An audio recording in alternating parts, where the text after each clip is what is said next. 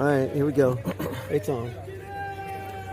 And welcome to Fairmont Field in Pacifica, California, near that San Bruno border, the Ridge Skyline Boulevard. And we're glad you're here with us on YouTube on the CCSF Baseball channel. Thanks to Ruben Zamora for bringing it on.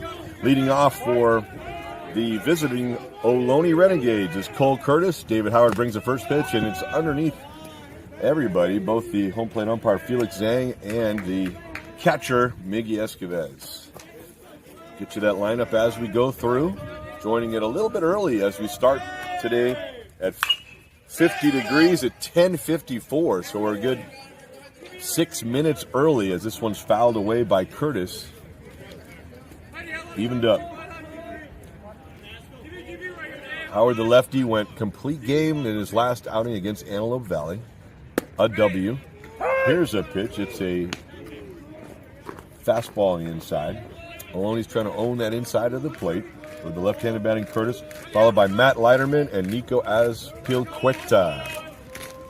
Howard looking in on a 1-2 count. And this one gets the shoe tops. Bit of a hot foot on the laces of Curtis. So we lose the batter to a hit by pitch. Matt Leiterman coming up. Leiterman, one of the leading hitters for Ohlone, with incredible 486 average. And he's been up 70 times, so that is not a minimal amount of at-bats for Leiterman, the left fielder. Bat on the shoulder, now off. Howard going to keep his runner close at first. Throws home, and it's a pure fastball. Introducing as Leiterman looked all the way. High school, Matt Letterman. Letterman, right? Yeah, Leiterman, followed by Azpilcueta, and then Brendan Comerford is the fourth hitter for Ohlone. And a short step and a throw over to Jackson Wood, covering the bag at first, and back in is Curtis. Call him Cheese Curds over there. I guess there's worse nicknames. And if you like cheese curds, even better. Leiterman ready. Here's the pitch. It's up high. The throw down by Esquives, and it's not picked up by either midfielder. And middle infielders watch it go out to the center fielder. So a stolen base for Curtis as Junior Badera brings it in. Let's give you that defense. In left field, Donovan Williams. In center, it's Junior Madera. In right field, Justin Verna. Third base is Angel Garibay. Shortstop is Mark Zhu. At second base, George Thompson. The first baseman we said is Jackson Wood. Catching is Esquives, and Howard brings it right here, and it's inside. Slider missed. Trying to give them different looks. Ohlone likes to, if you look at their hitters, they generally like to be close to the plate. When you do that, you just want to make sure you don't step in a bucket towards third base when you're hitting. You want to stay straight at that pitcher. Here's the pitch. Wow, nice piece of the outside portion of the zone on the fastball. So now it's going to be a curiosity whether Howard will come with a fastball or a slider, probably in the mind of Leiterman. Curtis on at second after the stolen base and the hit by pitch previous. Number 2 hitter in the order, Leiterman. Swings and fouls it off the backstop here at Fairmont Field. Some improvements made to the backstop, new overhang. So if there's a ball that goes over the St. Ignatius logo, as this field was renewed, if you will, by St. Ignatius when it was Fairmont School, past left field to our left. Here's the pitch, and it's in there. No, just misses. That was on the stripe of the batter's box, I guess, but hard not to give that one a foul off. So Leiterman trusting Zhang at home plate. Let's see what happens here on this pitch. Howard deals, and a swing and a miss on 2-2. And down goes Leiterman. For Leiterman in 71 at-bats, only his 7th strikeout. And here's Nico Azpilcueta. Nico Azpilcueta is the batter, and I think we have an automated public address announcer here, which is quite interesting. Another way to take our jobs. Here's Howard with a kick and throw, and it is just inside. Zhang staying in that window over the left shoulder of Esquives, doing the chores behind the dish. Infield playing slightly to pull for the batter as Poquenta, batting .421. This time he can kind of cross him up, but right at the second baseman, and the throw over to first base, and neatly done, a 4-3 putout for the Rams. Introducing from Foothill High School. George Brendan Thompson sends it over to Jackson Wood, and a runner moves over to third base in Cole Curtis, and here comes Brendan Comerford. He's batting .368. And Comerford has 4 home runs on the year, tied for the club lead with Leiterman, who batted after Curtis and struck out. Hit by pitch, stolen base, moves over to third base. Curtis on that ground ball. Leiterman in the middle with a strikeout. Comerford with the 0-1 count. Number 10, nickelback, dimeback. He's a dimeback. And looks at it. That looked like a pretty decent pitch, but just a bit up there on the curveball from Howard. Mixing in a curveball here and there. Playing deep at third base. Behind the bag is Garibay. Not really too concerned with the runner. He just wants to get a ground ball and gobble it up. This one is fouled off of one of the cypress trees to the right. Some nice views and treacherous ones. Don't go too far. Don't climb the fence over there unless you're trained at retrieving baseballs off a cliffside. Here's a pitch from Howard, and it is high left field. There looks like there's room. Williams under it, and he makes the catch, and the side is retired here in the first for the Ohlone Renegades. No runs, no hits, no Ram errors, and a runner left at third. We played half an inning. It's Ohlone, nothing, and the City College of San Francisco Rams coming up to bat. Who's up first for junior? And we might as well use the time, or if we're still on. Are we on? Our producer Ruben Zamora.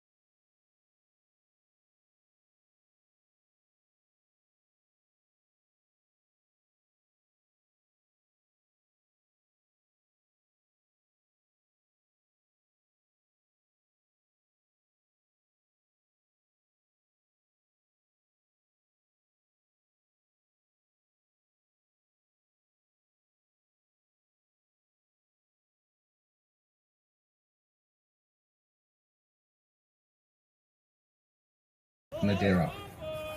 It's the center fielder, Junior Madeira, number 19 up there. Righty batter, lefty pitcher. It's a strike, a fastball from Jaden Harper. He wears number 3. I guess it's more common to see these pitchers in single-digit numbers. I haven't seen that much in my lifetime. And there's another one in there. Harper's got a 6.30 ERA. Almost said GPA there this time of year. It's a big concern. And a 3-pitch strikeout there. Madeira is just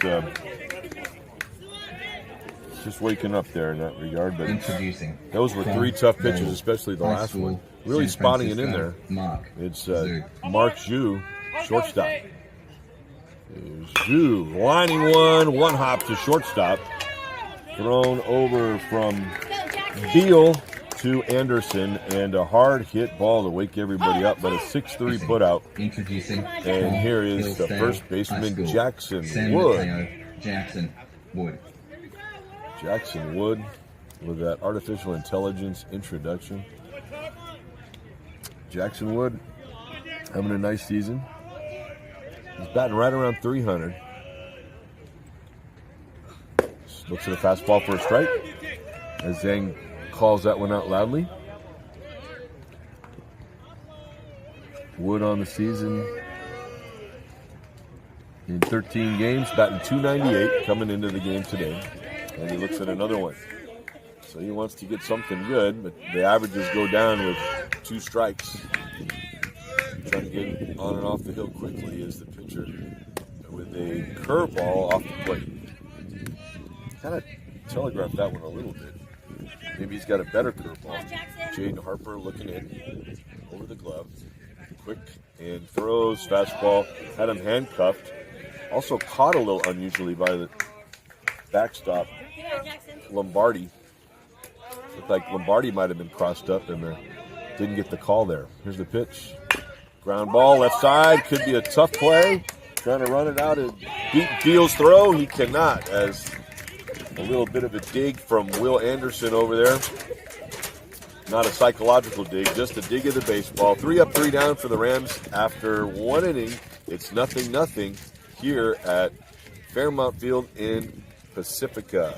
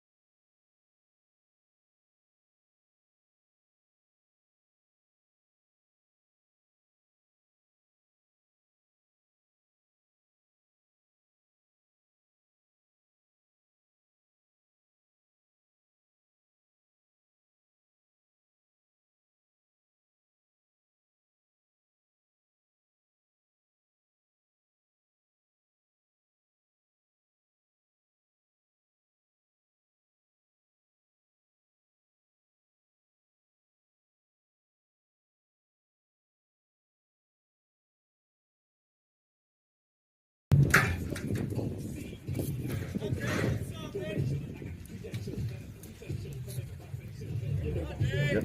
You got DJ Ruben Zamora. He's doing all sorts of things over here. I think he's cooking hash browns over here, too.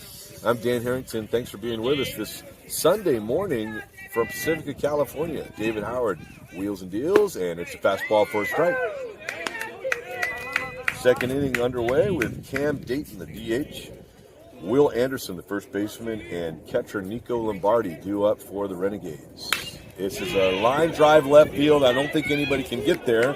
It's a one-hopper off the fencing, and it's a double for Cam Dayton.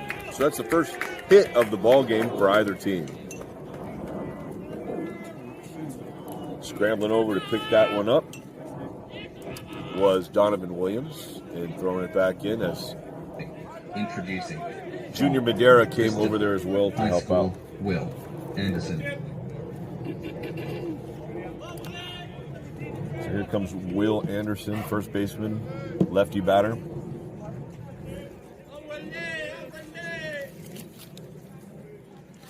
He's hitting .345.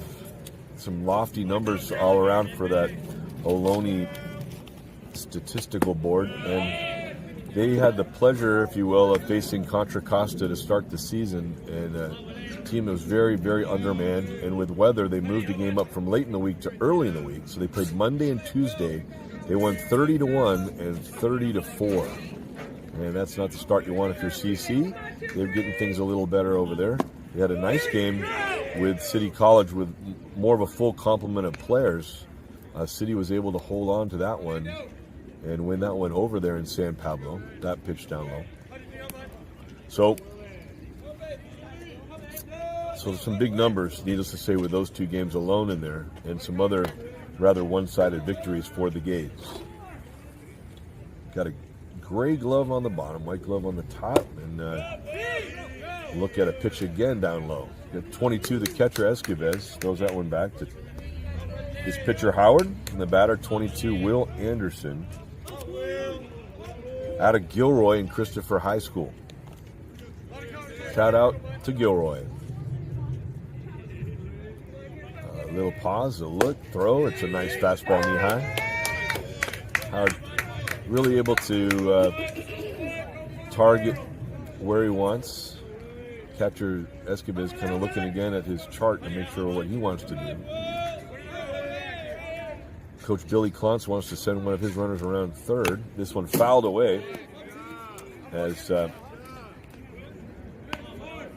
ball hit the bat, then the glove, and heading over to grab that one as Nico Lombardi tossing it over to City College side of things. Might have been Jet Trevino catching that one over there. Coaches for Mario Mendoza, Justin Jet Trevino, Edgar Gonzalez, Scott Garlow, and Matt Kaufman. This one hit high and deep to right, and it's going to go down to the right field corner. More of a liner than a soaring ball, but really did the job as switching places. Dayton scoring, and Anderson now at second base for the RBI double and the first run of the contest. It's 1-0 Ohlone. So Howard wants to get ahead, and he's working from behind with Anderson there. 2-1 pitch hit down the right field line. Here's Nico Lombardi, the catcher.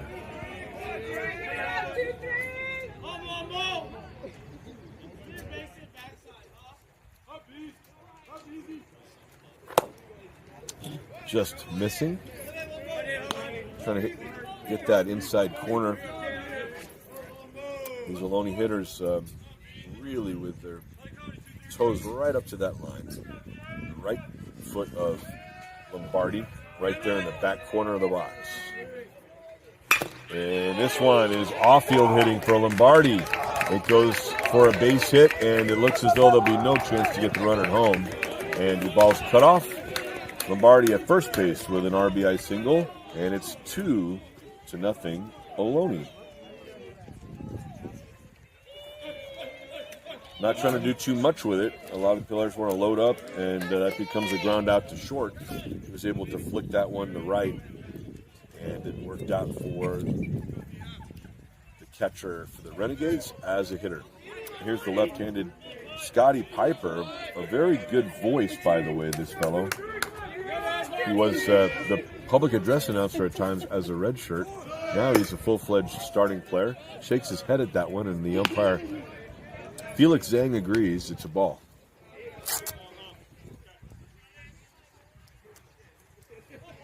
Piper's batting .405. He's got 2 doubles and a triple as well. And did he get far enough out there? I kind of thought he did. No, but that view is not going to help. You guys streaming this? Yeah. So, on the bases, Miguel decided to call that one a ball on the encouragement of his cohort Felix there behind the dish. So Howard, the runner at first, and the catcher Lombardi. Catchers aren't known to be too fast, but he looks pretty quick. Pete, no! Pete!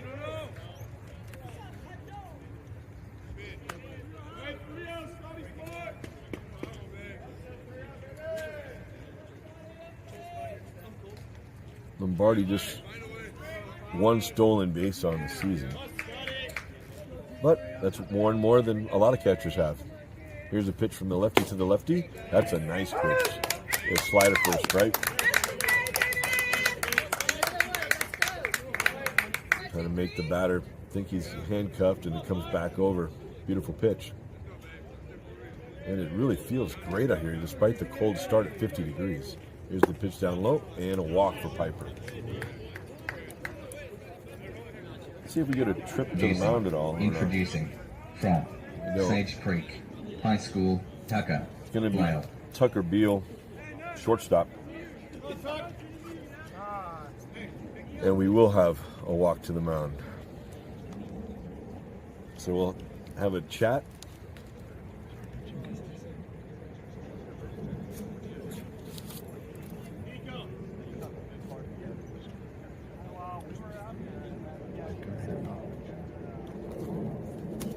While he's out there, we're going to talk lineups. This Ohlone lineup coming down to the 9th batter in Beal. So it's Cole Curtis in right field. Matt Leiterman bats second in left field. Nico Azpilicueta bats third at third base. Brendan Comerford is the second baseman. He bats fourth. Cam Dayton led off this inning. He's the 5th batter. He's the DH. Will Anderson, first baseman, bats 6th. Nico Lombardi bats 7th. He's up standing at second base now after driving in the second run. And Scotty Piper bats 8th, and he's the center fielder. And again, Tucker Beal up there at the plate is the shortstop for the Ohlone Renegades. So the meeting over on the hill. The Rams would like to get him out here in the inning. This is bunted a little quizzically, if you will, off the bat. It took a funny English hop back towards the pitcher, but it was moving so slowly that Howard had no chance but to go with the Albany High School call. 1-2. I think that went over to first base, and so 1-3 put out. You'll see that on video later. Correct me if I'm wrong. 1 out, runner at third, and a runner at second as the runners were both moved over on the bunt by Beal. And the leadoff hitter has had 1 at bat today. Foul tips one into the glove of Escobar. Strike 1. Cole Curtis was in a 1-2 hole and then got hit on the top of the spikes. Some would say cleats on the top of his footwear. I can't even tell what brand it is, but he definitely got hit on them. It's a Nike, that's what it is. It's a little tiny swoosh.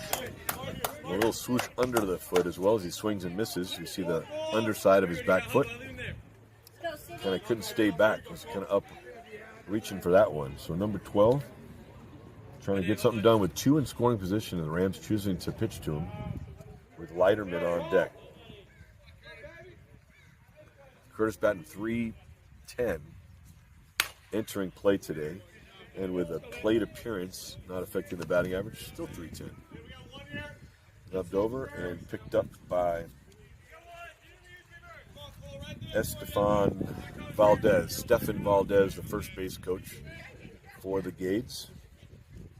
They switched dugouts from 2 years ago where the teams played here last time.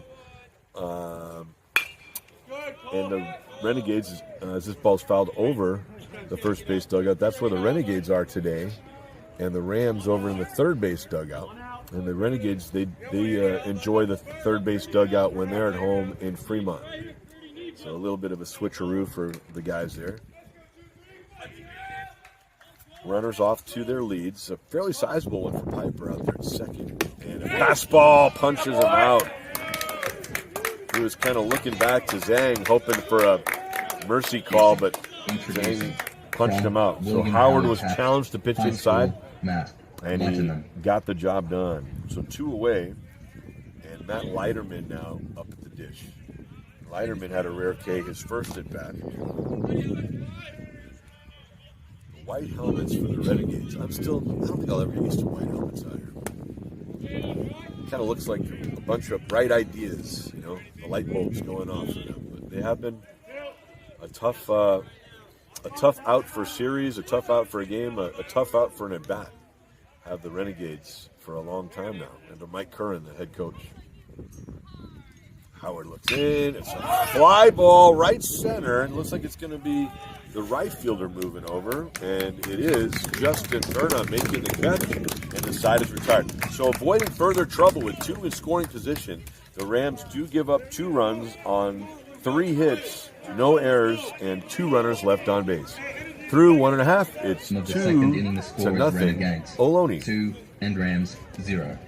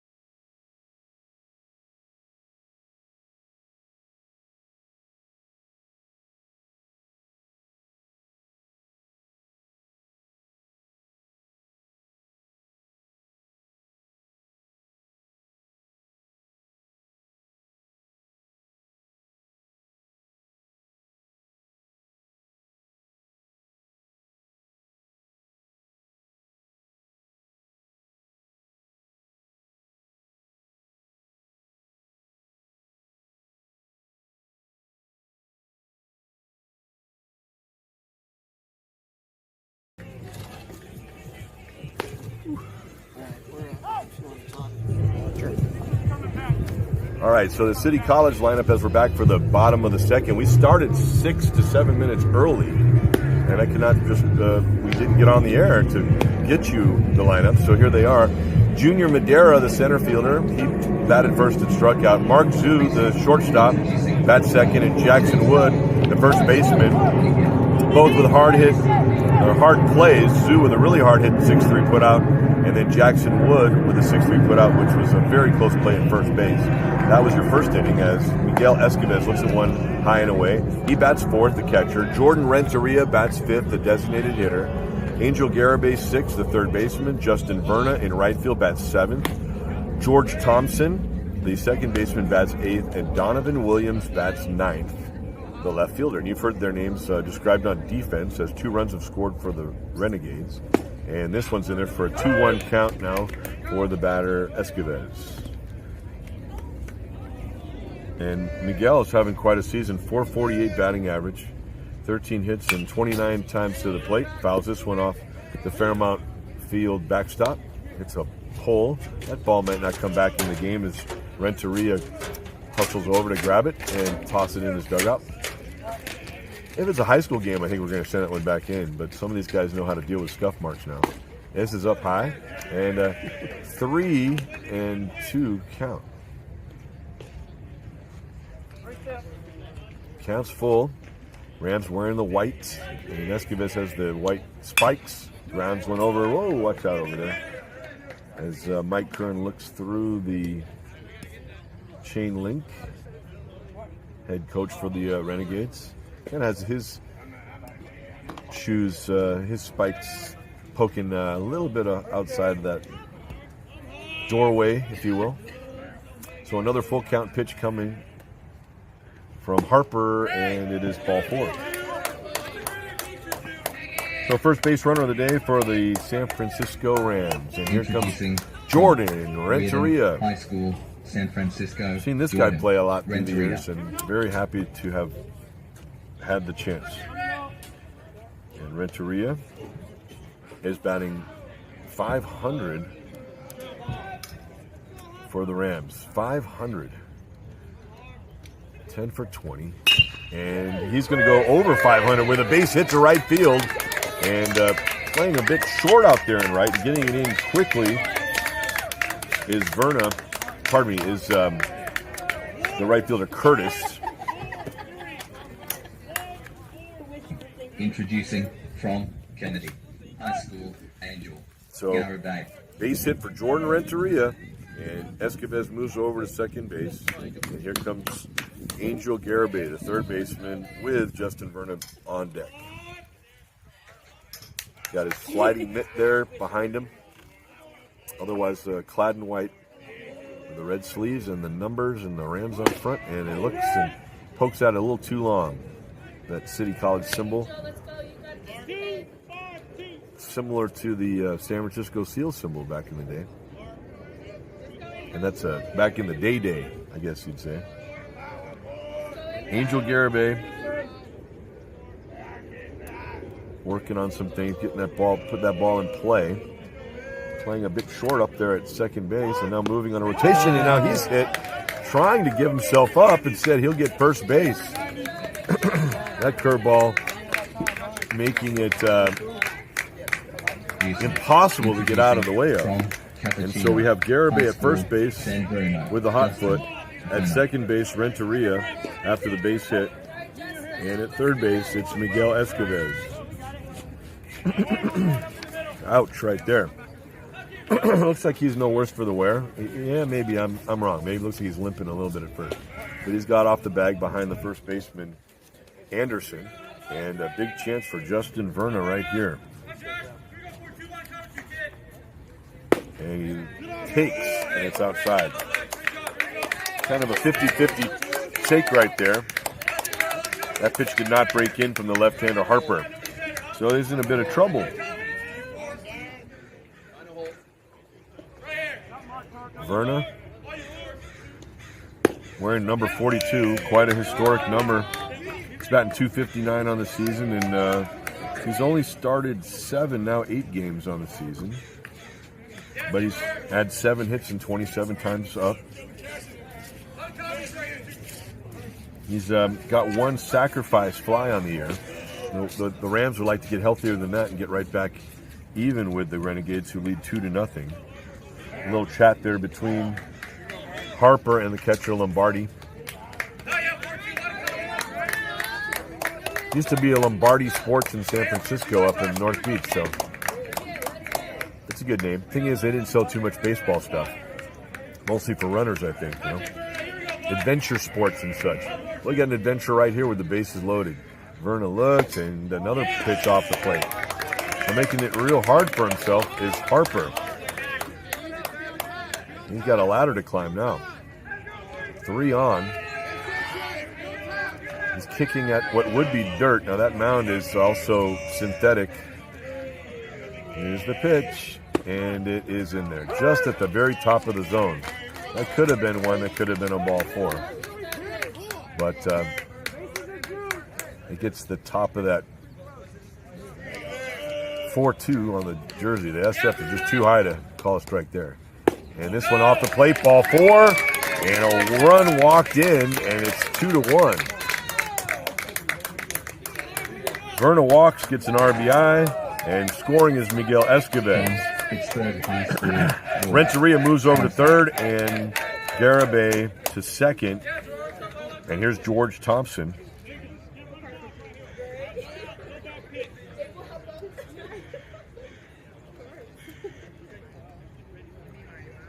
And now we have a chat with the Ohlone staff. Quick chat out there from pitching coach for Ohlone. He used to be TC Fairfield. He's over at Gavilan now. George Thompson. I got to give some proper credit to the Ohlone staff. That's Cole Mauter, Mauter, and Ty Cumming also on the staff for the Renegades with the coaches that we've already named. Here's the pitch coming from the lefty to the righty batter, Thompson. It's up high. So this is a territory that Coach Curran doesn't like for Renegades or any pitcher, any head coach as well. This one, dips in there for a strike. It's on the high side nonetheless, but they get a 1-1 count now for George Thompson. Looking for his 5th or more RBI of the year. He drives it to right center. Oh, he's there. And he catches it. And they're going to have a play at the plate, and he is out at home plate. Oh, my. So tough luck as the right fielder playing in the gap, which was very chancy if Thompson had just sent that one down the right field line, which, of course, you can't control. But introducing the outfield played perfectly. The right fielder Curtis with the throw into the catcher Lombardi, and it's a double play, 9-2.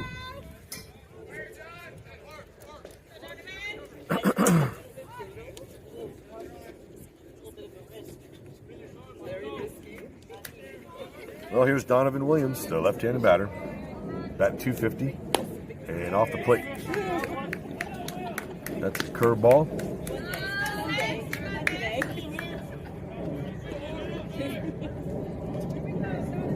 Runner in scoring position right now is Angel Garibay. He has got some good wheels, third baseman. And at first base, Justin Verna off to his lead.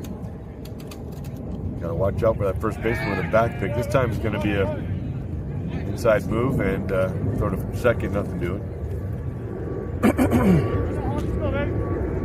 Top of the order, Junior Madera on deck, hoping to get another chance, hoping to bat here in this second inning. With a 2-1 score, Ohlone leading, and a plane flying over. Here's the pitch.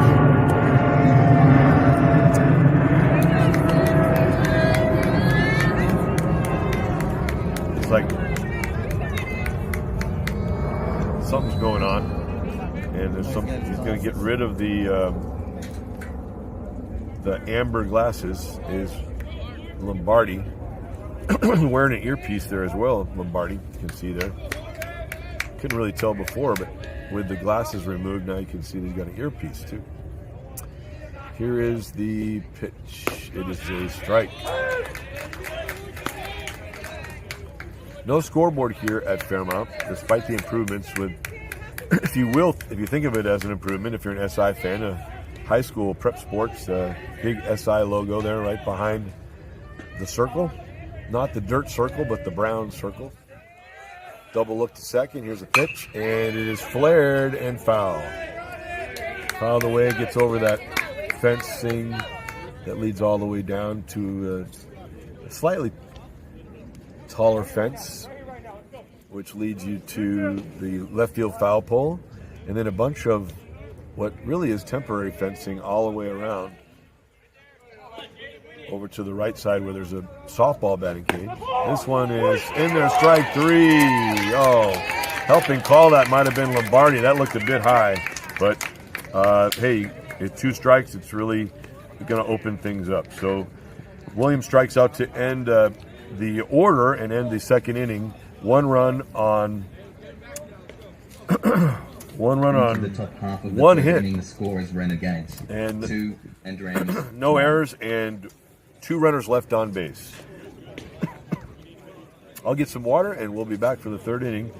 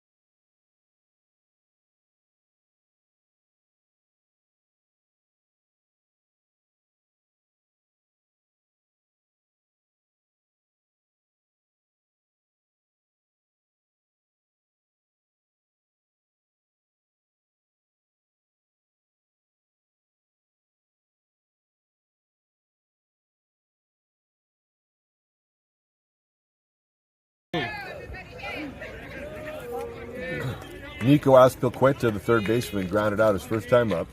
Brendan Comerford and Cam Dayton follow him in the order. And that's a miss somehow. That's a ball, 1-0. Aspilcueta looks at the pitch from Howard, pops it high, and just a landing on the asphalt. So another practice ball made there on that pitch.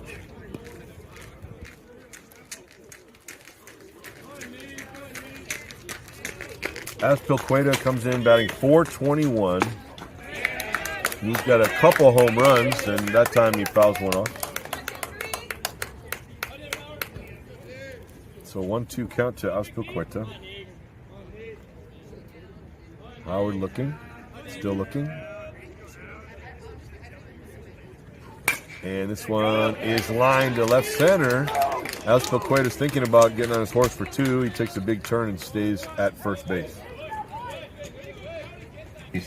Introducing Power versus power there. And High Aspilcueta School, had his bat in the right spot. Comerford. So here's Brendan Comerford.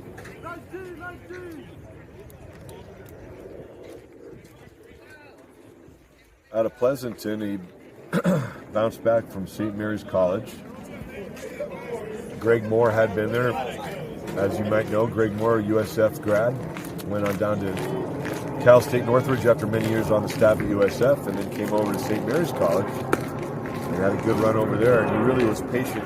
As this pitch is called a ball. All the construction over there at St. Mary's College, and things brand new over there with the stadium. It used to be called Louis Justo Park, but now the new park has a new coach. Eric Valenzuela came back over from Long Beach State, wanted his old job back. So Greg Moore doing some other great things in the community of student athletes. This one's fouled away. So anyway, many of the players on the Moore teams now found some other places to play ball. And right here, Comerford up there, making it happen right now for the Renegades as Howard makes this pitch happen and just misses the kneecap of Comerford. Comerford flew out his first time up today.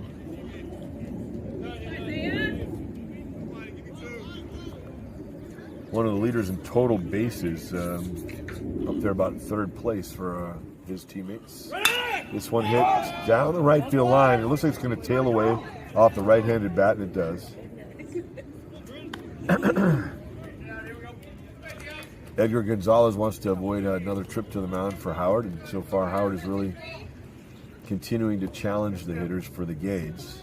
And some of the 2 strike pitches are just a little too nice. Hands on knees at first base, Azpilicueta.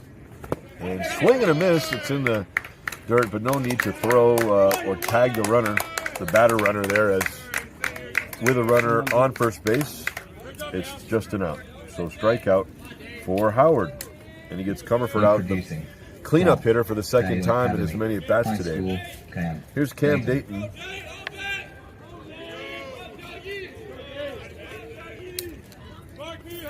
Sometimes even his parents ask, who's Cam Dayton? But kind of a, hopefully you got that joke, as this is a strike. Looks like Howard had a smile. I don't know if he heard that. Maybe he heard that joke. What do you think, Ruben?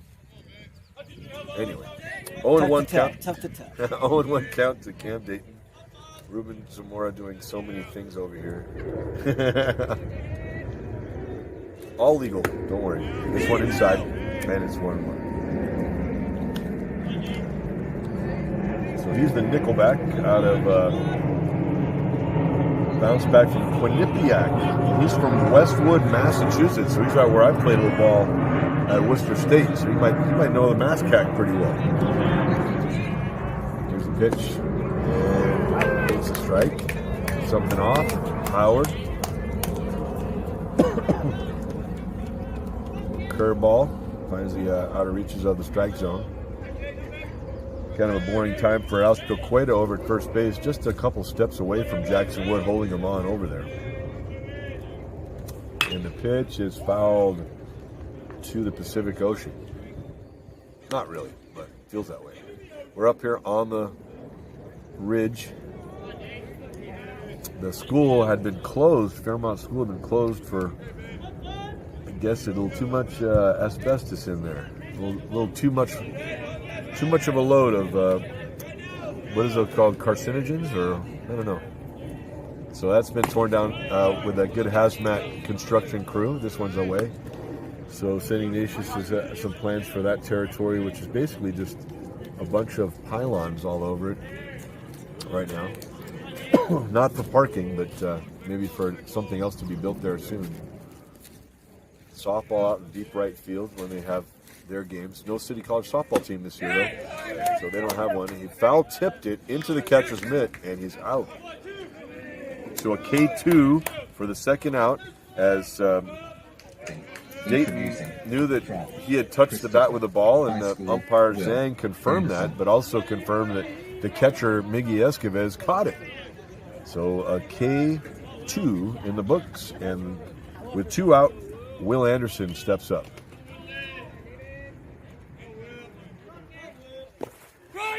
It's blocked, but too far away for Escoves to scamper over to keep the runner Azpilicueta at first. So he's on to second on what would be ruled a wild pitch.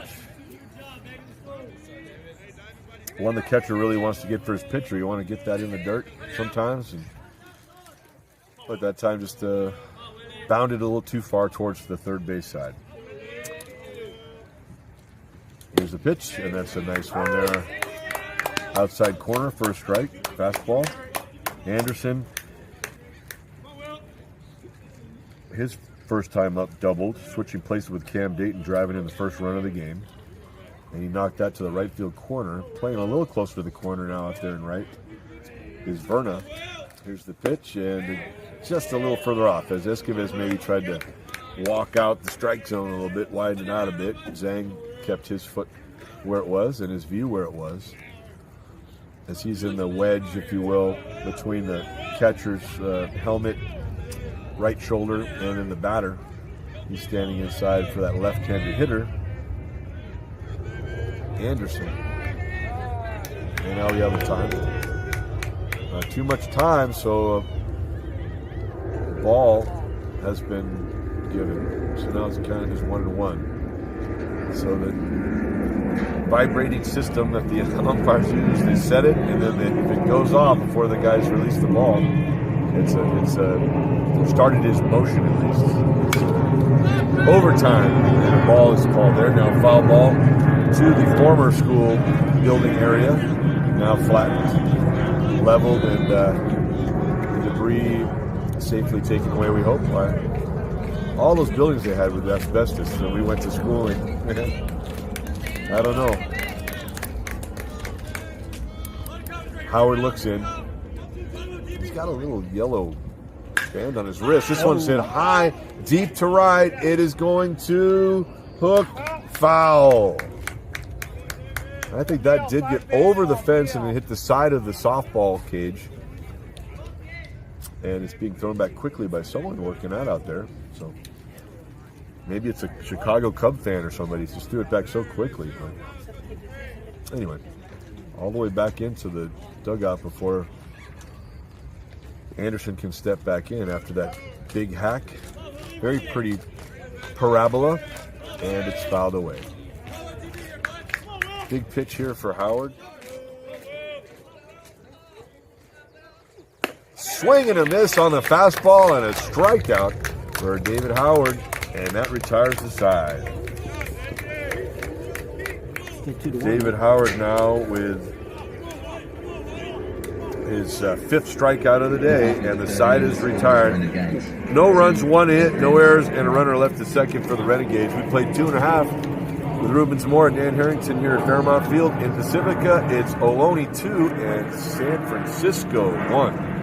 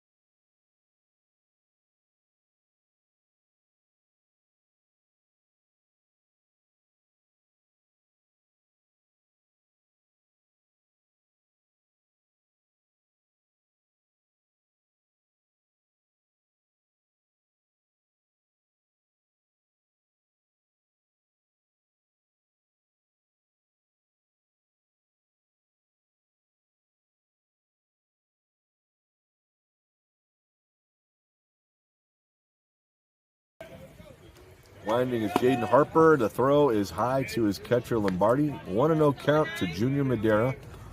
He had a short at bat as he saw the first three pitches of the game.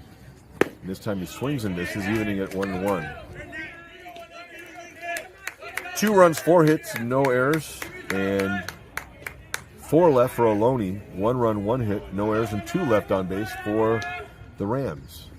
This is up and in. 2-1.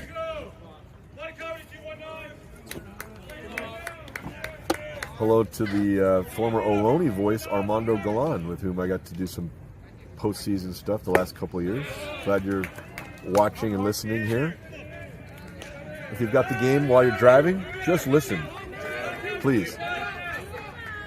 So here's a 2-2 pitch coming, and it's in there. It really sounded like a fastball, and it was a nice one on the outside corner. So second strikeout for Junior. And he's saving up for later in the game. Okay. High school. Mark Zhu San Francisco is the batter, the shortstop. At Ohlone, my alma mater, is a freshman here. Got to announce him when they played at the Giants' yard. And frankly, Lowell's out there pretty much every year. Swing and a miss from Zhu.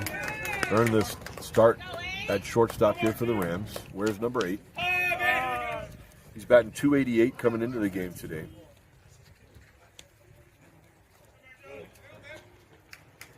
grounded out to the shortstop on a hard hit ball his first time up. Hold on, coverage, you. 4 doubles and a triple so far this year for Zoo as well. As one of his teammates, actually he has the most extra base hits for the Rams. Harper looks over the glove, and pitch is swung on and missed. The ball dropped momentarily by Lombardi on his attempt to throw to third, so he gets a K2. Jackson Wood. The catcher gets the credit for the putout anyway, regardless, but officially now he had to tag Zoo, and 2 strikeouts for Harper to start out this inning. He's got 4 strikeouts in the Rams so far, and here's Jackson Wood.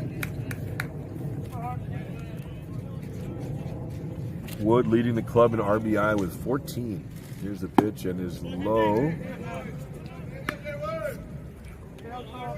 Lombardi trying to do some anti-gravity research with the catcher's mitt, but he couldn't pull that one up into the zone. Fouled off now, back to me and Ruben, and it stayed in the fencing. So there's one baseball caught in the net up high, and there's another baseball now just over our heads, but if it falls, it won't hurt us. Don't worry.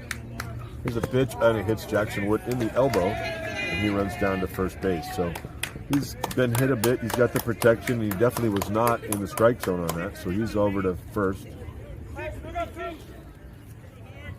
And Miguel Esquives now helped by his fellow catcher.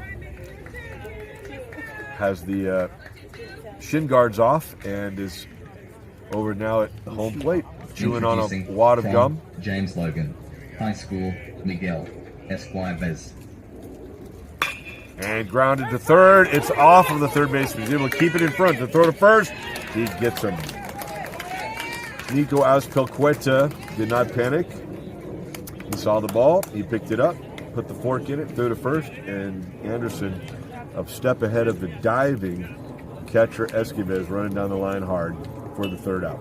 So no runs, no hits, no errors, and 1 left in the third for the Rams. We played 1/3 of a regulation ball game, and we've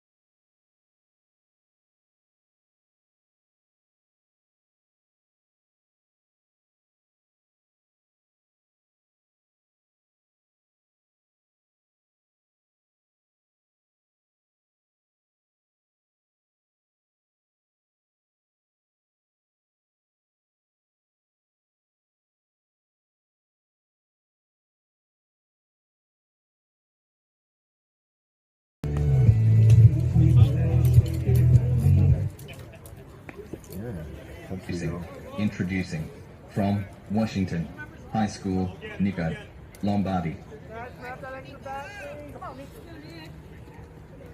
So it sounds like our artificial intelligence is British. I'm not sure what part of the British Isles that voice comes from, but not a huge baseball following community, you'd think. But a guy, AI moved here. The British AI moved here as a strike taken by Lombardi, so that we could, so that the AI could enjoy American baseball. I love it. Howard with the pitch, and it is driven. Foul ball. There are soccer pitch lines out there in the outfield, and that makes it really difficult for the umpire to call it, but he called it quickly, and Billy Clontz over there is bent over at third base, like looking in his dugout like, I don't know. And I think he got it right. And nonetheless, whatever he says goes. 2 strikes now. Batting from the hole is Nico Lombardi. And once again, he steps out of the way of that one.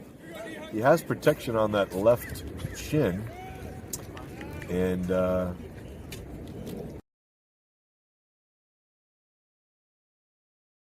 1-2 pitch. And this time, Lombardi, with 2 strikes up there, almost gets a free pass. Howard is not afraid to pitch inside, though, that's for sure. Here's the pitch. It is grounded to short and underneath. Zug looked like he got his spike caught, his right spike caught, and he couldn't do a second hop. And as he was kind of disabled momentarily, the ball went between the legs, so that's an error. High school. I mean, normally you don't see that, but I really do think he got his spike caught on that play. Again, he, as well as anyone would say, it was an error. So ground ball that puts Piper in a position to maybe get a sack. Piper's a very friendly fellow. Again, like I said, he would often welcome people to the park last year with his voice. Someday he'll be doing a great job in broadcasting or emceeing or maybe DJing. Maybe he could spin the wheels of steel. Don't know. But the left-handed batter up there ready to hit now. In his 7th start of the year for the Renegades. And again, batting .405 coming in. And his first pitch is a strike. He's bunted 3 times on the season, moving a runner over somehow. Either in this case, moving somebody to second, or maybe moving somebody in to score. But he's good with the bat in that regard. For Coach Curran. This time he grounds one, foul. This time Billy Clance can't say that was fair. Definitely not. It's the wrong side of him. So hustling down there to grab the ball is Giovanni Melger. And got an 0-2 count to Scotty Piper. Lefty on lefty battle. Here's the pitch. And Piper does not go after that one. The bait was placed well off the plate, and Piper showing some stubbornness to not swing at that one. Again, the runner this time is going. This one popped up. It's going to maybe fall into left field. A long run and able to get over there. Williams able to range over. He's got a kind of a hood underneath his ball cap there. And he was able to get all the way over. Kind of looked like Spider-Man on that one. Kind of getting under it and then ready to make a throw over. Introducing. Having to hustle back to first base was Lombardi. High school, Tucker, Blau. So Piper using the whole field and almost had a single. Tucker Beal now, the 9 batter, sacrificed his first time up. More than likely won't be doing that here. And picked off a first. Throw to Wood, throw to Zoo, and he's out. Lombardi, 1-3-6 on the caught stealing. And credit the pitcher with a pickoff there as well. Howard, it looked like first movement for Lombardi, and he wasn't able to get to second nearly in time. So Zoo let him get on, and then Zoo took him out with a tag at second base on the throw from Jackson Wood. And 2 are away now. Base is clear for Beal.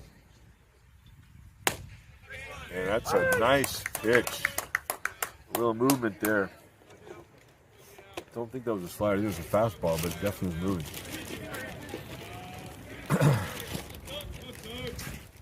Again, same place, just a little lower. 1-1 count. Probably not 1-1. What do we got here?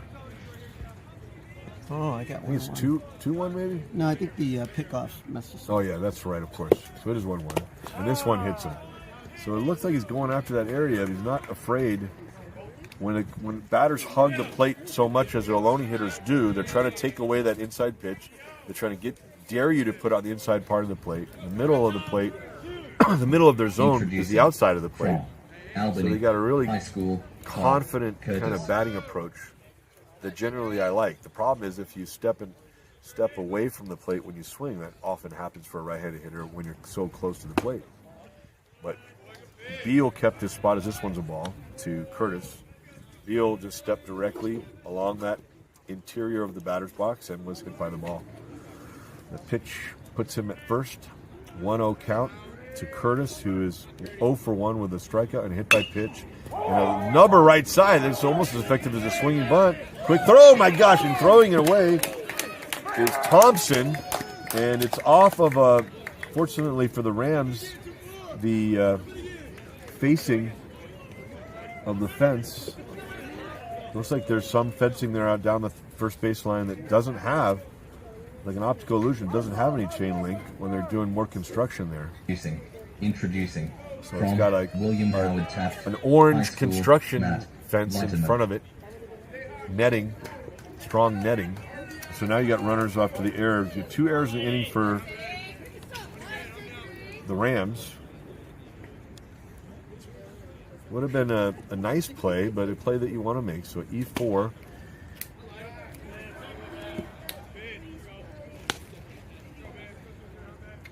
Hit by pitch was Beal over at third base. And then E4 puts Curtis at first with Leiterman, a very dangerous hitter who has not had success yet on this day, 0 for 2. And this one up high. Nico Aspilcueta on deck for the Renegades. The Rams, with Wood holding the runner at first, have a fairly big gap to right field. A lot of room there for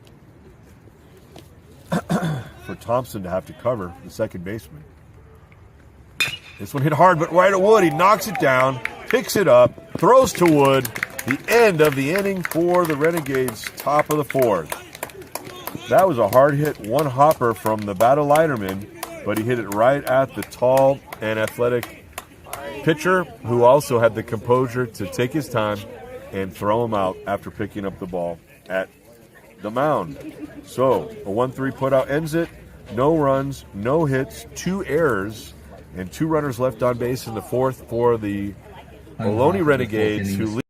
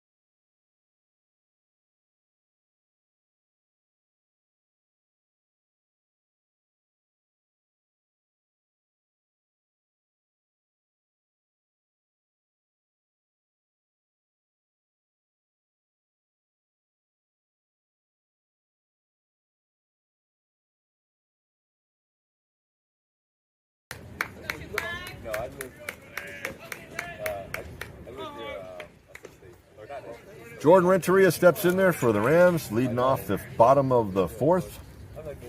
And a swing and a miss. Renteria, they were talking about the City College game where with Contra Costa, where it got pretty close. He came in and threw one pitch, got a fly ball, and ended the game. Against Kale Kalani Sabayan, the third baseman and second baseman for Contra Costa.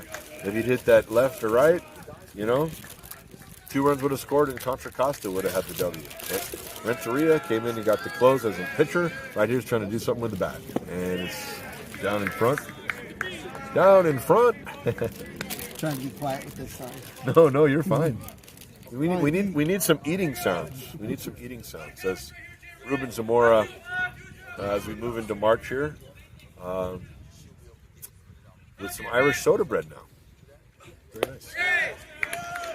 Bounces in again. The Gophers don't pop up here, but I'll tell you what, that would be a spot getting work there in front of home plate.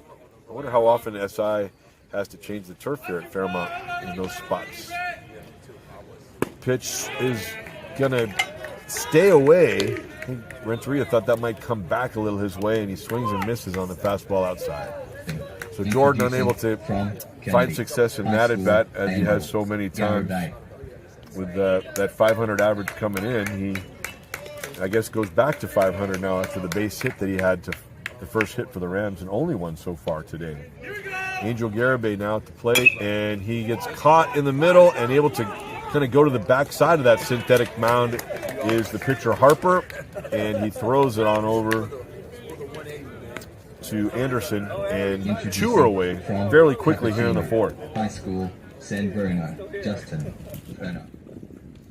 So we've seen an athletic play from Howard on the mound for the 1-3 putout, ending the top half of this frame, and now a very athletic play there from Jaden Harper, and this pitch is in there for a strike. Justin Verna has the lone RBI for City College. He walked with the bases loaded. After a walk to Esquives, a single by Renteria to right, and a hit by pitch of Angel Garibay. Verna walked, but a 9-2 double play, and then a strikeout ended the second frame for the Rams. They were unable to equalize as the Ohlone Renegades scored 2 in the top half. And so now Verna trying to hit with 2 strikes here, as he has many times, doing it again. And this one is fouled away. No, he doesn't touch the ball. And he's going to get to first base. He did it. He got there. As the ball hopped out of the glove of Lombardi, Verna swung at a high pitch, and I thought maybe he had either hit the catcher's mitt or had hit the ball. He had done neither. So it's going to be a strikeout nonetheless. That's the 6th strikeout for Harper, but the runner, Verna's on first base, and it's officially a K and a PB, pass ball. So Verna on it first, and George Thompson lines one to left field for a base hit. The Rams with a 2-out rally from an inch away from being out of the inning. The Renegades now see 2 Rams on at first and second base. Second hit for the Rams on the day. Second hard hit ball by a Ram. Renteria had the first. Thompson with the second hard hit base hit. We've had a couple other hard hits, but they were right at people who made plays. And here's Donovan Williams, the number 9 hitter, second best leadoff hitter today, if you will. Wraps one to right side of it. It should be played. It's going to be Comerford over to Anderson, and the play is made 4-3. And we've got a little discussion. Yeah.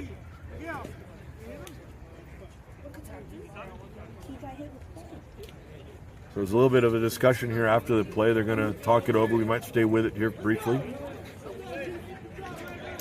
As the batter thought that he got hit.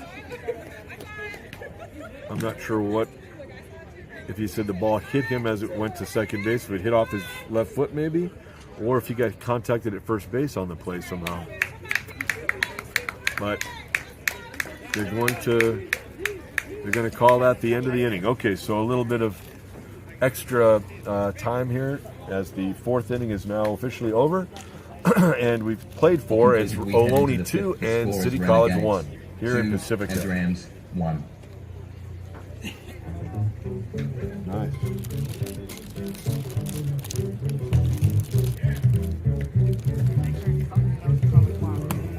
So your pass ball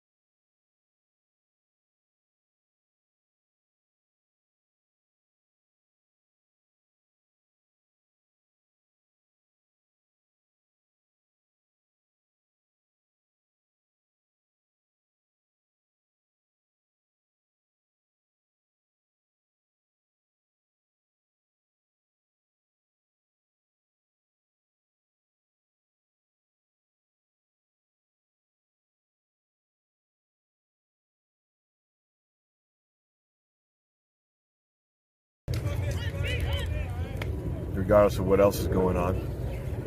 So up there at the bat now, Brendan Comerford, second baseman.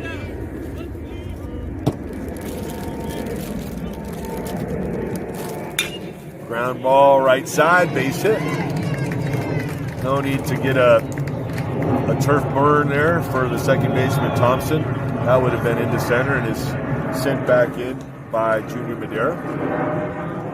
So the hit total now for the Renegades, they lead the Rams 5-2 in that category and lead the game 2-1 in runs. That's the first hit on the day for Comerford after flying to left and striking out. Cam Dayton, DH, doubled his first time up and scored the first run of the two the Gades have. And he also struck out and a little tag after the third strike by Esquives. Howard takes a breath. And this one, another nice job of place hitting. And from the right-handed hitter, that's going to go towards the right field line in the corner. Throwing it in is Verna. And Wood holding the ball in the infield now, as with one out, Billy Klontz, the third base coach, decides to hold Comerford on at third. So he was thinking about it, but off the bat, Cam Dayton, another nice job of place hitting. Christopher. Will Anderson. Will Anderson will be the hitter now. And it's going to be Mario Mendoza now taking the walk to the mound. A slow walk. As we saw earlier, Edgar Gonzalez go out and have a talk. Now it's going to be the head coach. A couple of guys with the glove over their face, either because they don't want people to see what they're saying or they like the smell of the leather. Could be that. Maybe they've, rubbed a little butterscotch in there or something. Kind of matches, You don't want any chewy nougat or caramel in that glove, but maybe a little essence of butterscotch will work. Anyway, Coach Mendoza is probably telling him to keep on doing what you're doing, but that two-strike pitch you need to really finish him off with, So he wants him to really have a plan. And Esquives comes back behind the dish, and both he and the umpire, Felix Zhang, with a smile on their face, so they kind of jog in to their spots.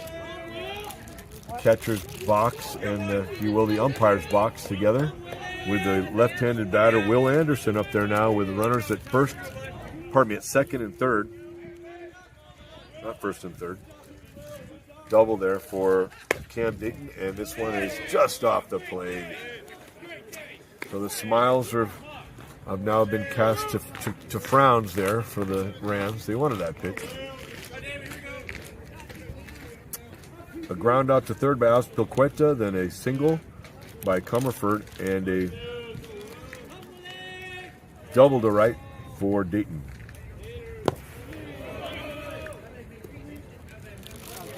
Nice snuff out there. A little fire marshal work there for the catcher.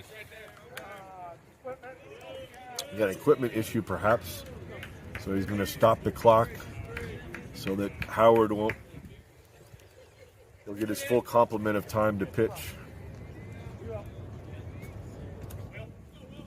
I'm going to double check. I think it's 15 seconds with nobody on, 20 seconds with somebody on. There might be 15 all the time. I've been calling and just watching a few games at different levels, and I got to make sure I know what I'm talking about. Here's a pitch. It is not going to matter. This one's flown into right center field on one hop. Picked up.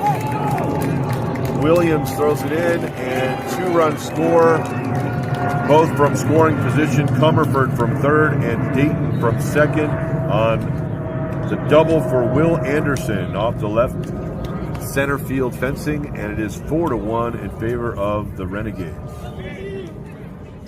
Introducing from Washington High School, Nico Lombardi. Well, I guess it's an apt time for a big hello to Gary Kauf and everybody at the Ohlone Broadcasting Department listening in today. Gary Kauf, great job over there. KAUF. Got to get that right. You should get your own radio or TV station with that name. Nub to the first base side. Glove by Howard. Transitions and throws over to first base. Gets it from the glove to the hand and underhand toss to Jackson Wood. And it's kind of like a sacrifice. It is not one. It's a 1-3 put out. Moving over to third is Anderson on the nub out by Nico Lombardi. Scotty Piper is the batter. He flew out to left field. It was a high fly off the bat, but a very difficult spot on the field to grab it, right close to the left field line for Williams. This off the glove and starting in on the pitch was the runner Anderson. So that got a little interesting there as Escobar was able to kind of knock it towards the oncoming runner, and he hustled back to third. Piper with a 1-0 count. The center fielder has been on once with a walk and the flyout, as we said. This one also off the plate. Let's see if Howard, the lefty pitcher, will power inside on the left-handed batter. Tucker Beal on deck. He walked and was stranded at third the last frame. Piper, a lot of movement with the hands behind him, and he swings and misses. I think anybody that can have whatever mechanisms they like to get going. I just don't like too much movement of the hands. No movement's bad, but you need some sort of trigger, they say. But it seems like he's really moving a lot. As long as he knows where his hands are when they're coming around. And he did there. A hard hit ball, right field line. It is a foul ball. That was a foot away from extra bases for Piper and another run scored as Will Anderson leaves the bat with that flat end on top of home plate. Looks like a batting tee. And Piper can come back and easily spot the teal and black bat. It's like a San Jose Shark stick maybe there, huh? Any major league teams have those colors? I don't think so. There should be. Would be nice. Maybe Vegas something, but not the Vegas A's someday. Huh? Here's a pitch, and not getting it as a lot too much movement there for the catcher to really get that call to strike. It really was a little closer than I thought it was, considering how much Escobar bounded there. Howard looking in. Anderson off to his lead. Ground ball up the middle. Able to get over. Thompson, he's not going to be able to put it up on the throw. That's a base hit for Piper. I really think that Zhu coming over probably would have had a better shot of getting that ball, but Thompson called him off of it. And unless Zhu maybe said it's yours, maybe he didn't think he had a shot at him, but really the angle was the shortstop. So a base hit RBI for Piper, and the fifth run scores in the person of Will Anderson. So it's Tucker Beal, or as the AI says, It's a Beal. Tucker Beal. All right, almost had a fast food sponsorship.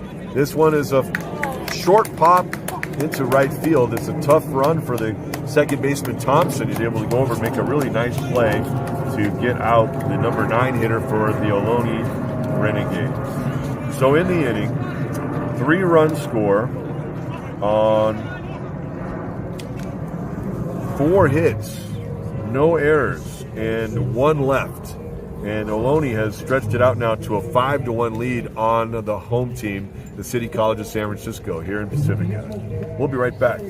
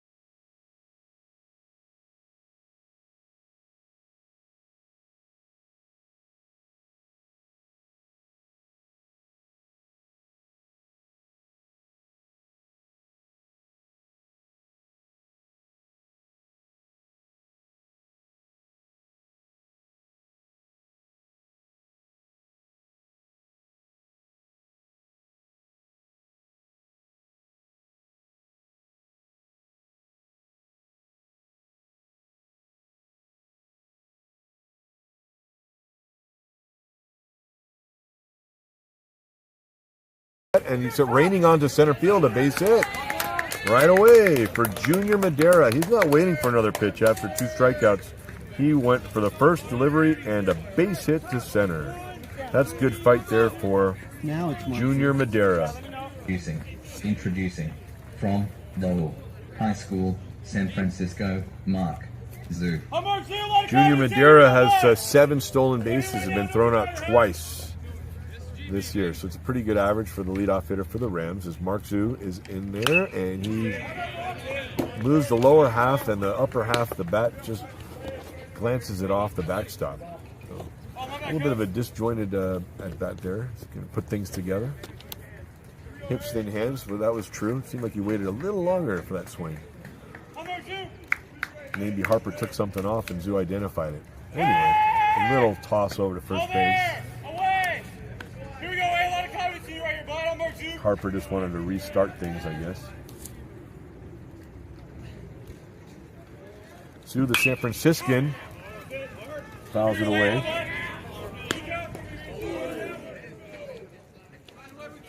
6 San Franciscans listed on the roster, and a couple others went to San Francisco schools.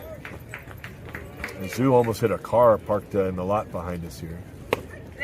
This time, down low, Zoo would like to put something in that sphere, that spot between, I don't know geometry, but 90 degrees between third base and first base from his location. Here's a pitch. And no, it's a throw over to first base. Anderson gathers it up. I mean, he must have a much better move that he's trying to hide, as this one's poured in up high, and Lombardi looks as though he was going to throw to first. So 2 balls, 2 strikes. Junior Madera trying to become the second run of the day for the Rams. This one down low, full count. So Mark II, CHU at the plate. CHANG calling the balls and strikes. Lombardi back there finishing off the 3 folks by home plate. This one's little hopper down to third base and picked up there. Azpilicueta.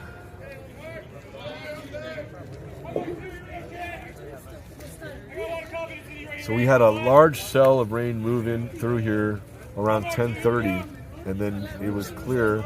A little tiny bit of a delay setting up, but we're still early for the game. But then they decided they would just start at it was 10:52. Guys are already warming up, and I'm like, okay, they really want to get this thing going.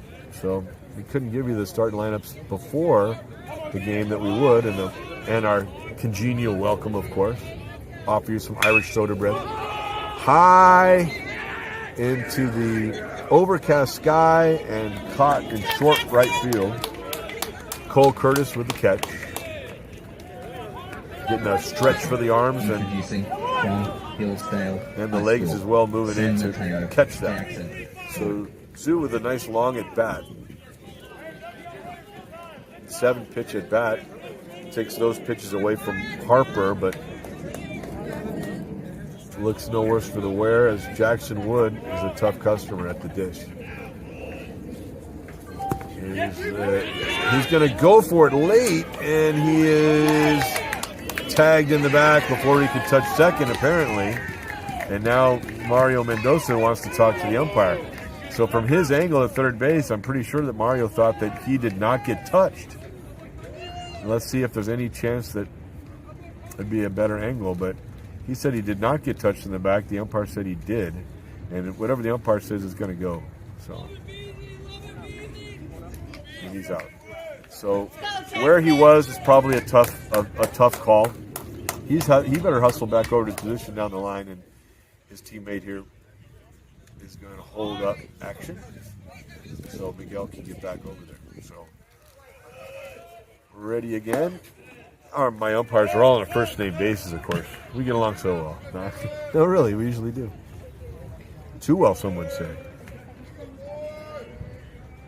Here's a pitch and a strike. Come on, Jackson. So Jackson now trying to start things up with nobody on after the caught stealing.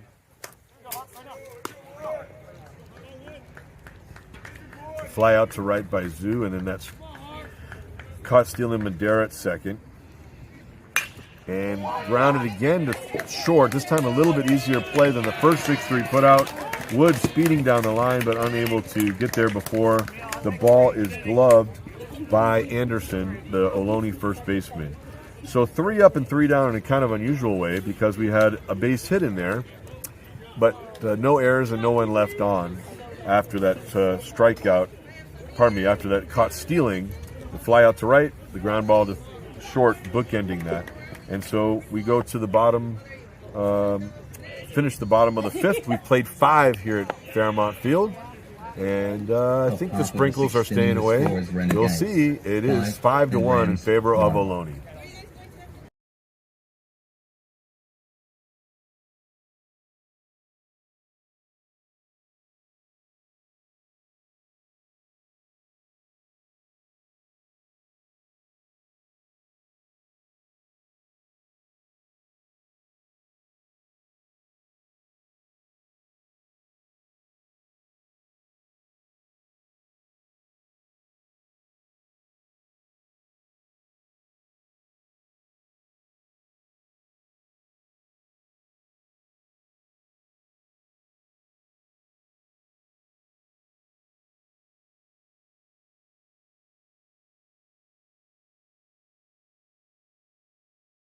High School, Cole Curtis.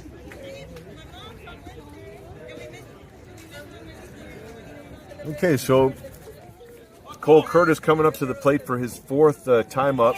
He had a hit by pitch, a strikeout, and got on base on an error by the second baseman in the 4th. Strike there from Howard. He worked a complete game his last time on the hill for the City College Rams in a 5-1 victory over Antelope Valley. This one fouled away. Pardon me, not fouled away, bounced away off the catcher. Maybe the Rams would rather it was a foul away because then the ball strike count would be in their favor. Howard, another long look to Esquives. Team playing straight away at all spots, infield and outfield for the leadoff hitter Curtis. Inside, 2-1.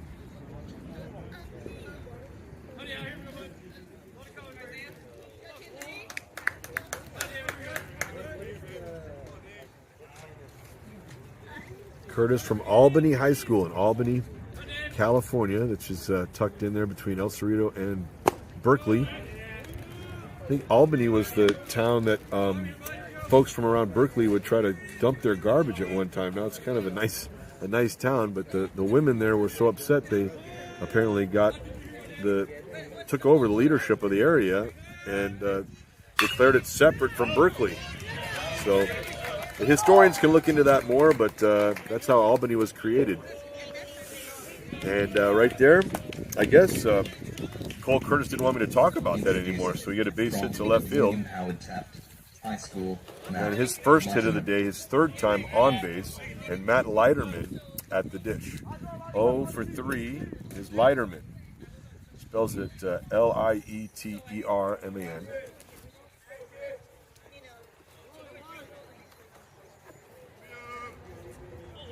Leiterman's also pitched 2 1/3 innings for the Renegades this year. Probably won't see him on the hill today. But we are seeing him on base, and a diving catch in left field. Kind of had the ball and finished off the dive. Williams out there in left field. Nice play for Donovan Williams. Introducing. Took a hit away from Leiterman. A tough luck day for Leiterman, now 0 for 4. So Curtis returns to first base. He grabs the helmet, the bill of the helmet this time around. Let's see if he's running. He's not running. Maybe curveball. Not sure where that missed, but it is a ball. 1-0. Nico Auspilqueta is 1 for 3. A couple of groundouts in the 1st and 5th. In the 3rd, he had a single. This time is off the backstop. Nice crowd here today at Fairmont Field. A few more people, and we're going to need another set of bleachers. Ruben? Not bad for the weather. Not bad for the weather at all, and certainly given some of the weather we've had the past few days, people are raring to get outside. See what this month of March is all about. His name is Azpilcueta. Azpilcueta wants your vote, or he actually doesn't want your vote. He wants a pitch he can swing at. That one's a ball. Howard being elusive.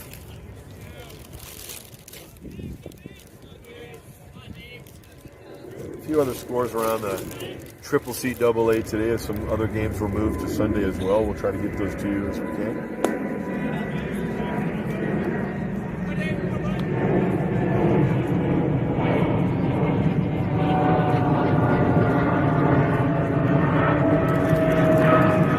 No other much reporting. They have started to play the game in Santa Rosa with Folsom Lake, no score. They're in the first inning. In the bottom of the second, down the way, San Mateo, CSM leads Hartnell 1-0. So we're much further along than they are. And this one might stay fair. It's going to fall in right on one hop. 2 hops to the right fielder. Thrown in, and a double for Azpilcueta. Moving over to third, having to read that the right fielder would not get that when the ball's behind him, and he just had to kind of trust his third base coach, Billy Klontz. Cole Curtis does get over to third base with a slide himself. Azpilcueta in there at second with the long slide for the big guy wearing 38. As again, he uses the off field and gets a hit for himself. So now with 1 out, runners at second and third, Comerford had a ground ball up the middle for a base hit his last time up and scored the 3rd run of the game for the Renegades. He also flew out to left and struck out. Howard looking for a strikeout right here. First pitch is somehow he's not getting the call on that pitch. I feel like it's over that front knee on the front of the plate, but it doesn't matter what I say. Got a really good view for once here. The catcher caught it, didn't hit the ground. Yeah, it seemed like a tough one to not call. You really would like to get that pitch. There, and he got it. That one was probably a ball, and he swung at it, so we're even 1-1. And again, the umpire is close. He's the best guy to rely upon for this. Of course, he's getting paid more, too, to call balls and strikes than I am. Not enough, probably. But who gets paid enough these days, you know? I don't want to get into the economy. It's okay. And we have a bunt, a squeeze play. It's on. It works. Bunted to Howard, who swings the throw over to first base. A 1-3 put out. Sacrifice 1-3 and an RBI for Brendan Comerford. Drives in Cole Curtis and moves Nico Azpilcueta to third. And it's 6-1, Ohlone. Introducing from Dale Academy. So the 1-1 count as Coach Curran, through his third base coach Klontz, lets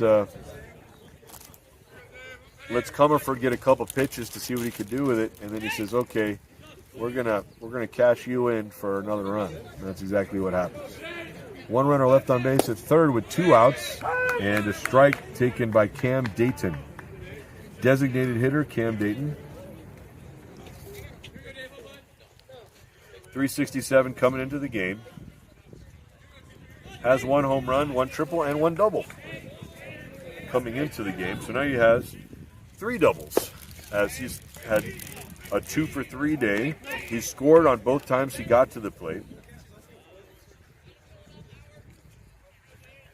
He has not a RBI yet today. He's looking for a 1 now.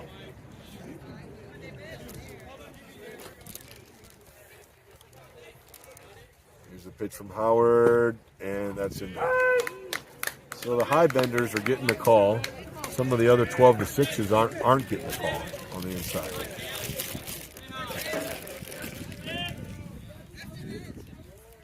Looking like a windmill up there is Cam Dayton.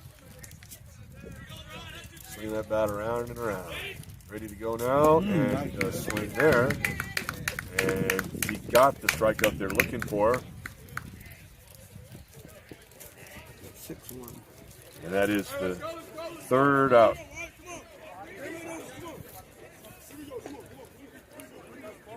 Bottom 1 of the run 6th scores inning, score is on Renegades 2 6 hits. and Rams 1. A single for Curtis, a double for Aspilcueta. There was a sacrifice in there too. There were no errors and 1 runner left on base. We played 5.5. It's 6-1 in favor of the visiting Renegades.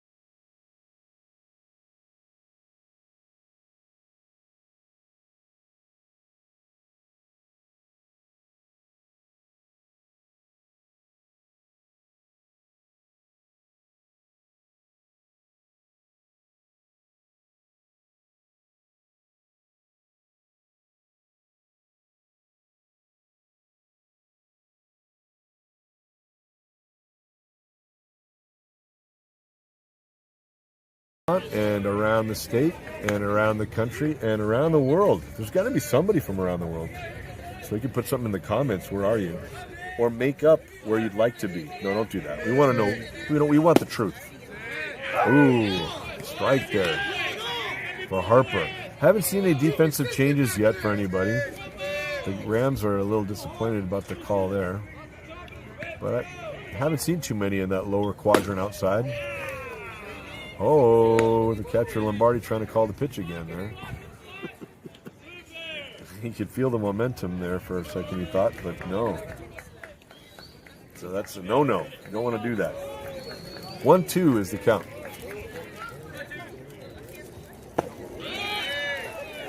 Waited that time and didn't get the call. 2-2. Ohlone is having a little fun, and it's easier to do so when you're up by 5. The Rams, though, a couple hits and we'll be right back in this. Swing and a miss, though. And he runs down to first for whatever reason. I think he thought that the sound of the catcher's feet meant that the curl hop, if you will, of the catcher's feet. So Escobar has no success there, okay? And Renteria is going to come up to pick him up.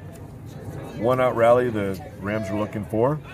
Renteria with the first hit of the game for the Rams in the second, and then he K'd. This one is a number to third, and trying to go for the barehand pickup and throw is Aspilcueta, but Renteria, a big guy, a really big guy who runs well, got down to first base, and that's his second hit of the game. Infield single. Angel Garibay at the plate now, number 14. Whenever I see the Angel Angel, A-N-G-E-L, I always think, is it Angel? Is it Angel? Pretty much everyone's calling him Angel. We're going to go with that. Good name, though. Swing and a miss. Well, you got it. You missed the field with it. And there's another one up in the chain link now. They'll try to get down between the innings. Gray helmet for this Ram at the plate. Garibay swings and right through that one. I like matching helmets. I like decals on the helmet. Don't like different helmets. But hey, you know what? Budgets are what they are, and better the player safety and have different looking helmet. This one up high. When the New York Mets had the black and blue together on the helmet, I hated that. I hope they still don't have it. Just give me one color, maybe with a different build. Maybe even with that triangle in front, you know. Hit to the right side, it's going to be out of play. Got a piece of a porta potty down there. Wonder if anybody was in there for that. That's unsettling. Oh, man. Well, Garibay. didn't fight for that pitch and is called out on strikes. That was a on the pitch. Garibay maybe with a Cappuccino. High School, ever so slight San swing Bruno, Justin. and the second out.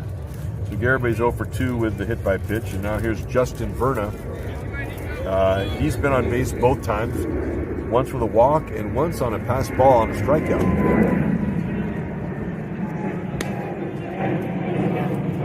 Now 8 strikeouts for Harper on the hill. Out of Kennedy High School in Fremont. Not the one I coached at in Richmond, but another good Kennedy High. In the last decade or so, definitely had more success in the win-loss columns. But the main thing is at Kennedy High in Richmond, it's back and better than it's been in a few years. And down at Kennedy in Fremont, they're putting out some great ball players like Harper. Here's the pitch, swing and a miss by Verna. Verna playing pretty close to where he played his high school ball at Cappuccino. San Bruno guy, the San Bruno line really close here. We are in Pacifica, and this pitch is called strike 3, and Verna doesn't like it. You better get on back to that dugout. It's a pitch you want, and it's been missed a couple times today, but that was a strike. And a strike out of the side, along with a Jordan Renteria base hit Full innings play. for We head into the Jordan seventh, the score is Harper. Renegades 6 and Rams. Pardon me, 1. Jaden Harper on the hill for the Ohlone Renegades. Through 6, it's 6-1, Ohlone leading City College of San Francisco. Thanks for being with us.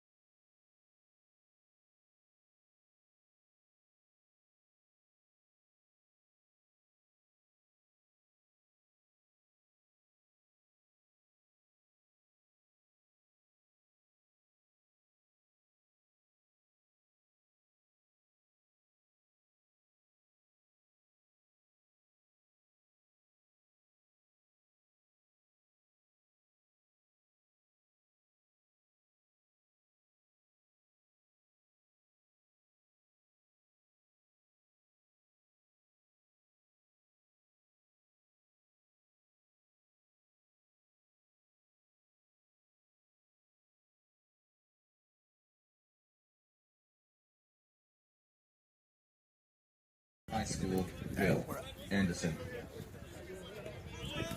From Fremont as well, this pitcher on the hill for San Francisco facing the Ohlone, the team from Fremont, in the top of the 7th. And this first pitch from Jordan Montoya bounds away. Montoya, one of the ERA leaders for the Rams, 3.24. He's appeared 3 times, and this is going to be his 9th inning of work. Actually 8 in that 3rd he's had so far this year. Opposing hitters are hitting .286 against Montoya out of Washington High School in Fremont.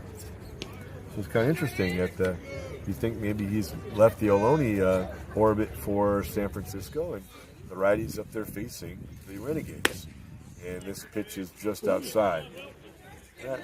He wanted the pitch, but that looked to be outside. Really calling a good game today is Felix Zhang.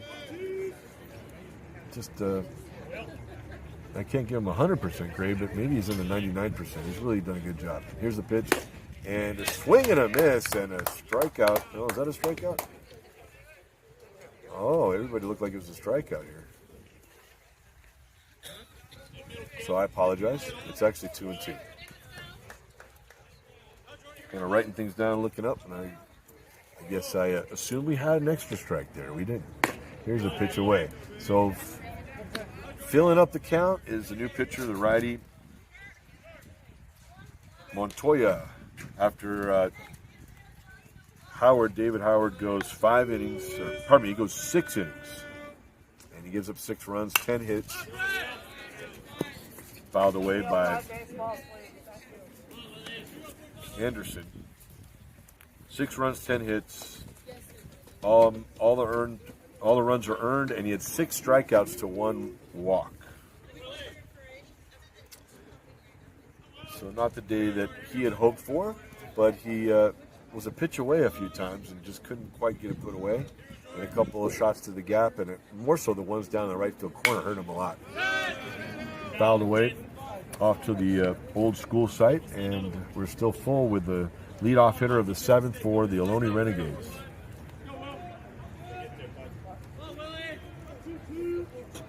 City College coaches over there getting some more guys ready, perhaps to follow Montoya on the hill.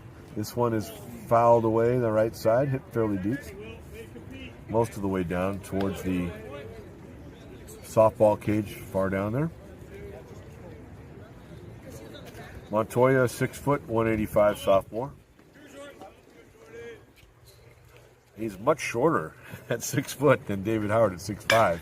This one hit high and deep to right center field by Anderson. Way back, and it is a fair ball out of play. Home run for Will Anderson. The first homer of the day, and there were a lot of pitches thrown to get to that result. So, rudely welcoming Montoya is Anderson with the 7th run of the game. Washington High School, Nico Lombardi.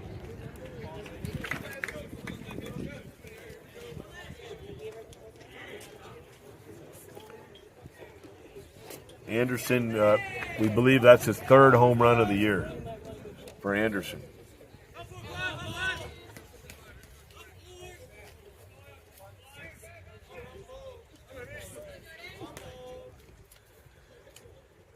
And now that's his 4th RBI of the day for Will Anderson as well, taking his total on the season to 21.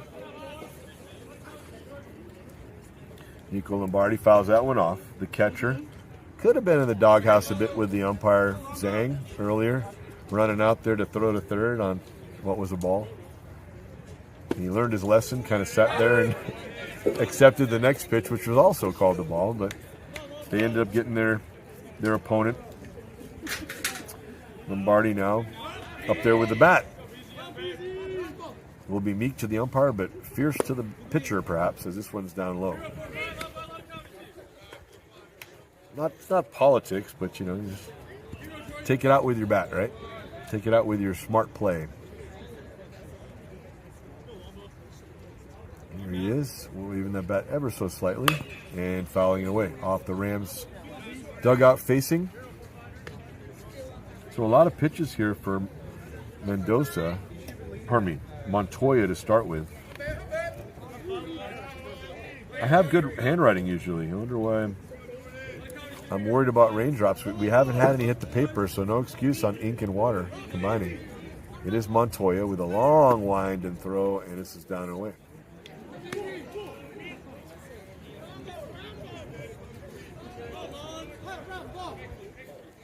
With no scoreboard, it's more dependent on the umpire giving the balls and strikes. 2-2 count. He's got this fluorescent kind of pylon stuck out of his back pocket. That's his sliding mitt, and he might need it. He'll be putting that on with a base hit to center. So Lombardi, another long at bat, and another long at bat results in a hit. Introducing for the visitors. High School, Scotty Piper. Scotty Piper up to the plate now after an infield single in his last at bat, and he's 1 for 2 with a walk.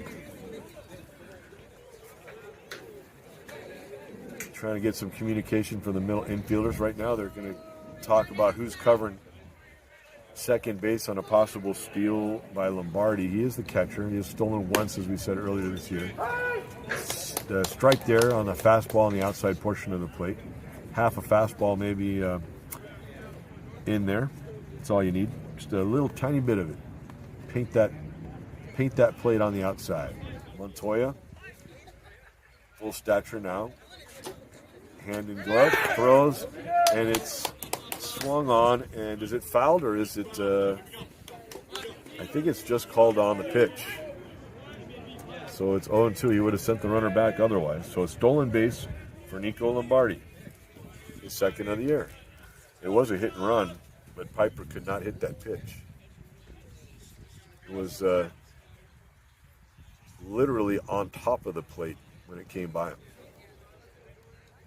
Still 0-2. He protected the runner in the attempt at hitting the ball. Here's the next pitch. It is a breaking ball hit into left field, a base hit. Billy Klontz is going to hold up the runner. He initially had Lombardi coming forward, but he ended up telling him to stop. So a base hit for Pfeiffer, second in a row. And introducing from Sage here's Creek Tucker Beal. High School. We think Tucker Bell. it is not going to be Tucker Beal. It is Tucker Beal. Okay. He looked in like he was about to take the walk back to the dugout. American flag on the back of the black Ohlone jerseys. Green is their main color. They have a little bit on their front side of the Ohlone name. Otherwise, black and white and gray.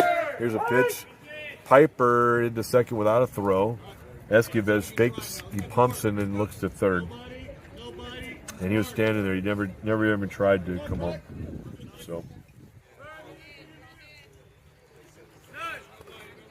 Beal up there with two on base. Both of them in scoring position. Lombardi at third, Piper at second. Some activity in the Ram bullpen. Montoya looks at the runners and pitches high. Fastball.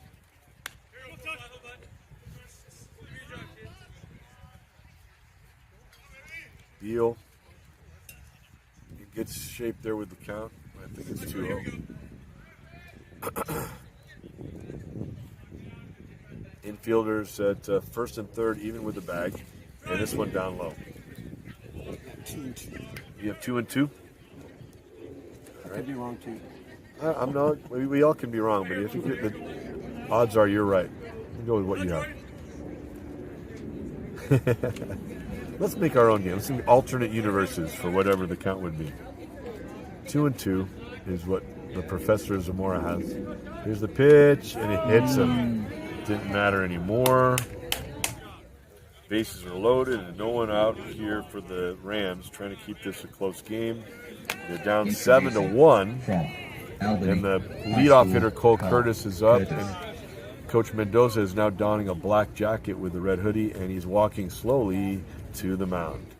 We know that Coach Mendoza is in actually pretty good shape, but he really is good at walking slow, you know. And so I guess he's going to give somebody an extra chance down there. We can't see in the bullpen who would be ready. There is someone down there. Maybe he's trying to give someone more time. Let the righty go after the righty here.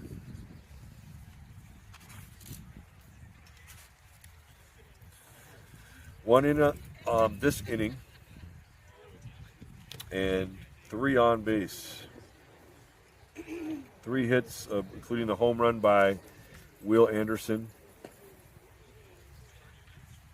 His 4th RBI of the day after a 2 RBI double in the 5th and a single RBI double in the 2nd.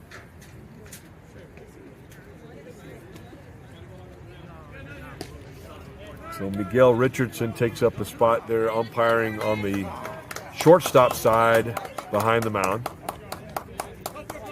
Every once in a while, that used to be the umpire would be way back behind the shortstop, you know. But this is where he's going to be. It's not as easy for that runner at second, and sometimes the shortstop, as Felix Zhang is now back there behind Miguel Esquivel. And Esquivel catches, and again, doesn't get the call. So twice today, it looked like the bat had gone across the plate, at least well enough that he'd broken his wrist a bit, but both times the umpire was in a bad location. If he's down the first base line, with a right-handed hitter, you've got that. But too hard there for Richardson. Here's the pitch, and it's in there for a strike, evening at 1-1. So Montoya would like a double play ball, something hit hard, maybe to his third baseman might be what he'd really like to have, I think. Let's see. Pitch. It is grounded to third base, but foul. Angel Garibay ready for one in fair territory, able to head over, amble over, and get that quietly hit ball.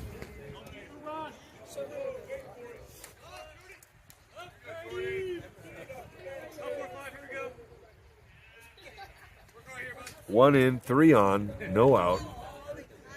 2-strike pitch coming is to second base. Thompson to Zoo to Wood, safe at first. They get the runner at second and an RBI on the ground out for Cole Curtis. He's on at first base. Fielder's choice for 6. Introducing from William Howard Taft High School, Matt Leiterman. One away with Lombardi scoring the 8th run for the Renegades, 8-1 now. And Piper moving over to third. Now with 1 out, they've done it last time up. Will they do it again? Will they sacrifice again? Will they feign a sacrifice and let a runner get into second base and Curtis stealing? We shall see. Will they wait for a couple pitches in, like they've done previously, or will they go out at first pitch? RBI for Curtis, last time up.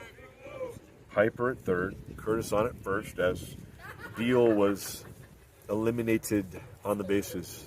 It's eliminated, like it's, what movie is that? Mini Me? Eliminate. But anyway. Yeah, Austin Powers. He's okay, though. Tucker's okay in there. Austin Powers, yeah. Mike Myers. Since you have your AI from Britain, why can't we have Mike Myers doing his Austin Powers stuff, you know? Why not? Somebody's Pop-Tart's ready here. Hear that being. Here's the pitch. It is thrown down to second, and Zoo tags him to get him in the back. I guess his legs were on second base first. So a stolen base on a fake bunt. Curtis in at second now with runners Piper at third and Curtis at second.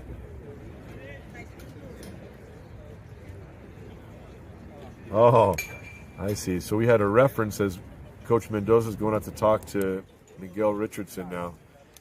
I think he thought he got tagged in the back before he got to second. And there have been some similar plays that have not gone well. As far as the results, all the results have kind of gone to the Ohlone way, but it could just be that that's the way they were.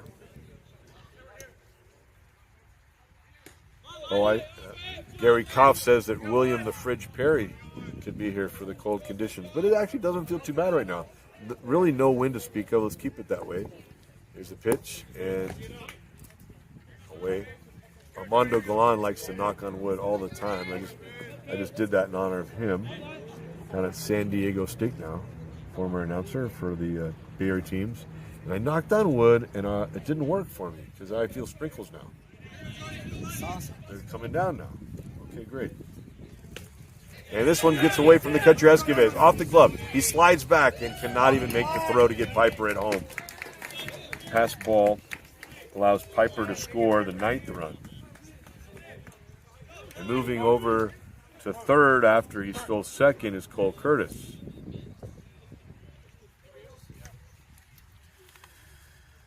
So, runner at third, 1 away. Leiterman at the dish. He's 0 for 4. And that last one, a diving catch in left field by Donovan Williams. Here's the pitch, and that's in there. Didn't want to call it before Felix sang, but I had to. It was just too obvious. Leiterman really has a lot of torque ready with the arms. Ready to go. And this one bounced away. And it took a weird hop off the backstop and goes to the City Rams side of things. As Leiterman runs down to first on the walk, and decides not to go to second. Cole Curtis comes in to score the 10th run. And the big inning now really rearing its ugly head here. Nico Azpalcuita. Nico Azpilcueta at the plate for the 5th time today.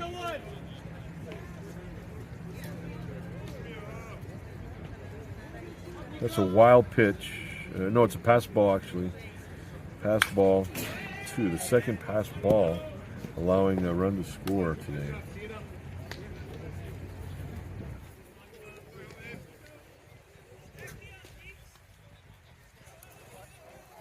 Azpilcueta doubled to right field his last time up.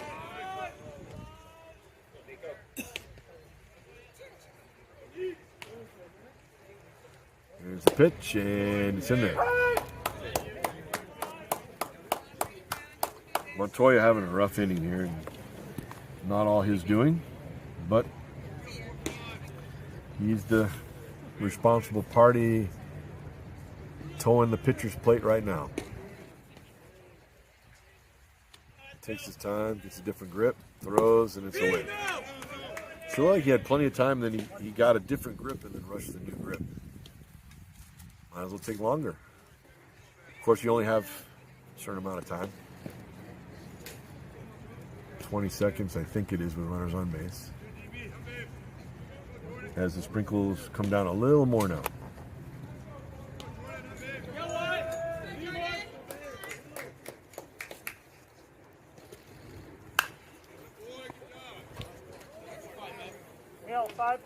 Fouled away, and our umpire Felix Zhang requests 5 more baseballs from City College.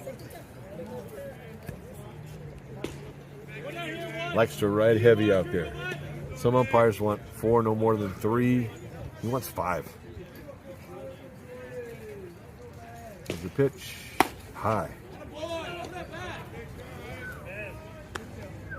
2 balls, 2 strikes as our umpire raises over his shoulders. Kind of bogged down a bit here. The rain falling, drizzle, light drops coming down.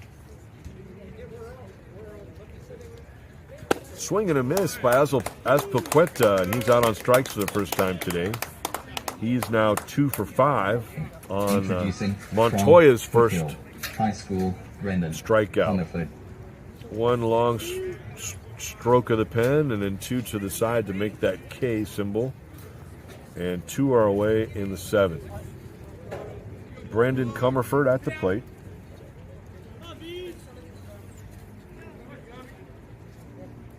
Said he was a St. Mary's College bounce back, and Ohlone done very well with some bounce back players.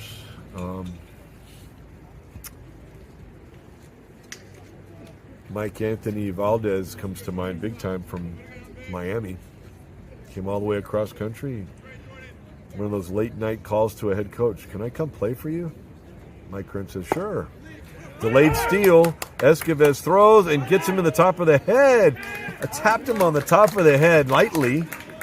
Don't really want to tag up high, but he just slid right into the glove. And so it's Thompson applying the tag.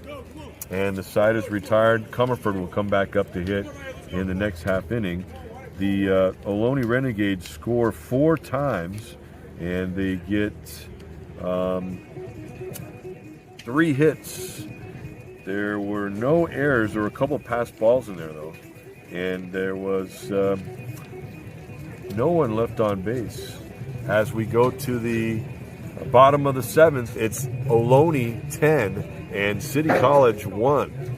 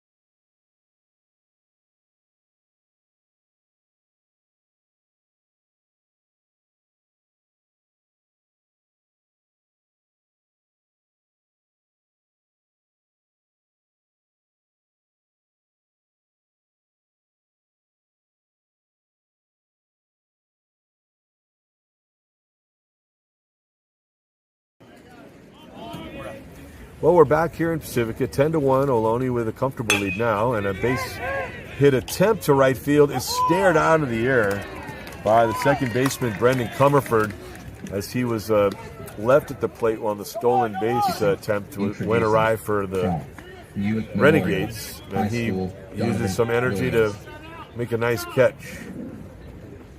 So George Thompson, who applied the tag on the runner to end last inning, pops out on an athletic play by Comerford, one away. And Donovan Williams now, left fielder. It's 0 for 2, strikeout and a ground out to second base. And he takes a strike, and he didn't like it. Takes the time right there. So he's a very tall fellow.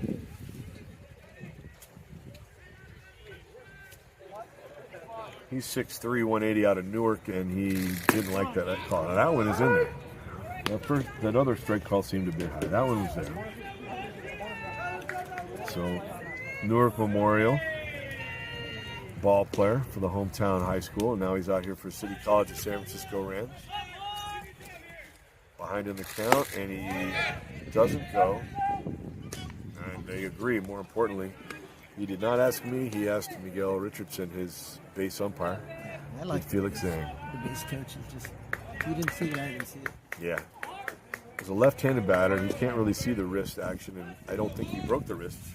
So I think they made the right call. 1-2, swing and a miss, strike 3. So Donovan Williams had a rough first pitch there, but the result is a strikeout. And Junior Madera at the plate. As far as I can tell here, they have not made any substitutions on defense. They do have Righty warming up in their pen. And he's got 2 numbers, but I can't tell you who he is. We'll have to wait if he does relieve Harper, who's throwing well. And this one's down. Leadoff hitter Junior Madera has struck out twice today and has a base hit to center. And that's in that lower quadrant on the inside. Nice movement there for Harper, the lefty. And the next pitch is put on the outside. So the prior pitch had some movement towards the batter, the right-handed batter, Madera, and then the next pitch had movement away, but Madera able to foul that one off and get something he likes better here. I like that one better and went straight back. Checking to make sure the backstop works and everyone's sitting directly behind. It's very happy that it does. We'll start hugging the book here now as the rain comes down faster and more furiously. Well, not furiously, but definitely more noticeably. And this one is down low. Working back there, Lombardi trying to get the call. Slid the glove upwards as he caught it. And a swing and a miss as the rain comes down harder. And Lombardi caught that one.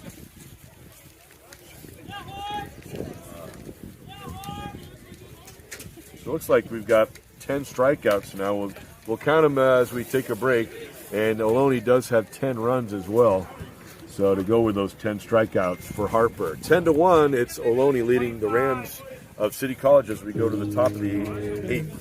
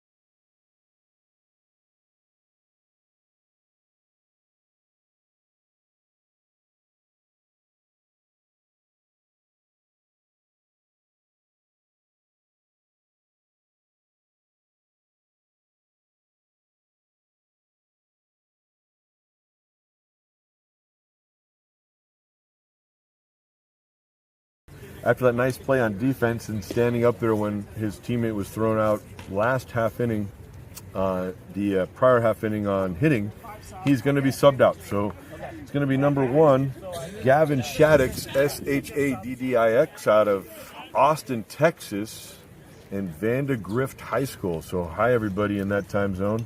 If you're listening to City College Ram baseball versus the Ohlone Renegades, you've got your batter from Texas at the plate.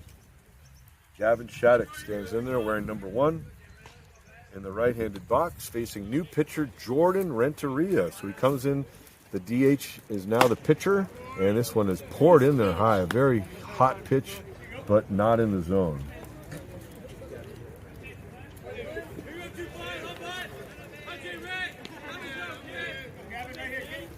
Shaddix, next one is up and in as well.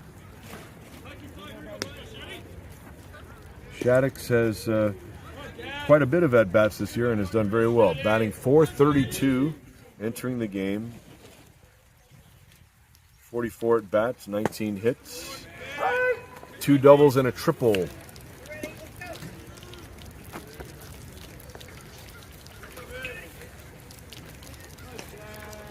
And you hear some raindrops because they are falling now. Maybe it was the heat of Renteria's pitches bringing the action from the clouds, huh? Anyway, this one's up as well. 3 balls, 1 strike to Shaddix. Remember that TV show Mannix? That used to be like kind of a good name for a detective show. Shaddix fouled away. So down the street, 2 blocks in Richmond, I met a guy.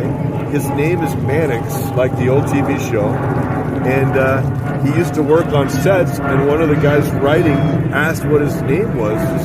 And they end up using his name for the character of the guy. I don't think the guy even got anything for it. Fouled away. Oh, right between 2 cars. Man, how do they know where to draw the lines in that lot? Oh, man. I cringed. I don't own the car at all. I parked pretty far away. It's called the bus stop. No, I didn't want any problems with the windows. And I wanted a nice, long, wet walk to the car after the game. Here's the pitch. It's down low. The Shaddix looks at 4 of them. Actually looks at 5 and fouls 1 off, and now he's on at first base. Introducing from Archbishop Mitty High School. Now we're going to get another pinch hitter. It's Mario Ricci. Mario Ricci had gone to Mission College, and now he goes to Ohlone. To Mitty High, Archbishop Mitty High in Los Gatos. Shaddix with the walk. On at first. Renteria looking for a 2-ball, looking for a double play ball. Shaddix has wheels. Don't know about Ricci, he's a big guy.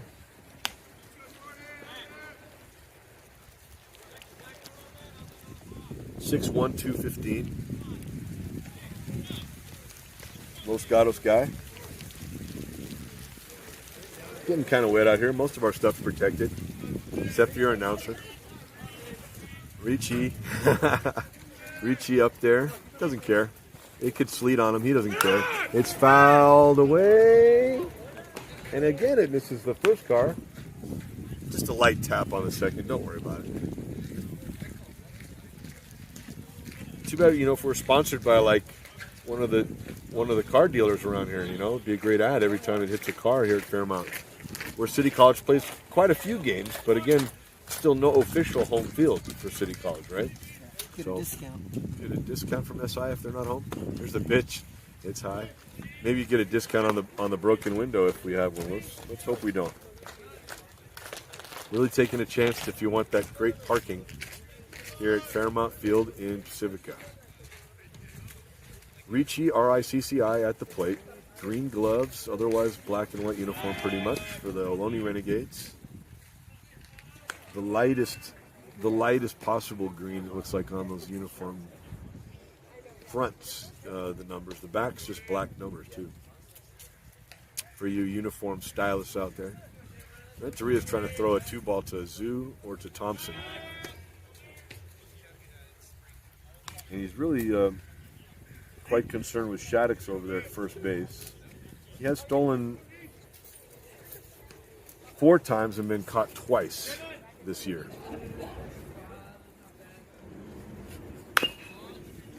This one also doesn't see fair territory. We'll try it again. Let's see if this long delay, if Harper's going to go back on the hill. I didn't see a lot of congratulations going on out there, so I wonder if they're going to go with just one pitcher or try to go with one here today. The Rams now with their third pitcher in Jordan Renteria. He's already had a base hit in the game as the DH. He's on the hill pitching. Not sure where that missed.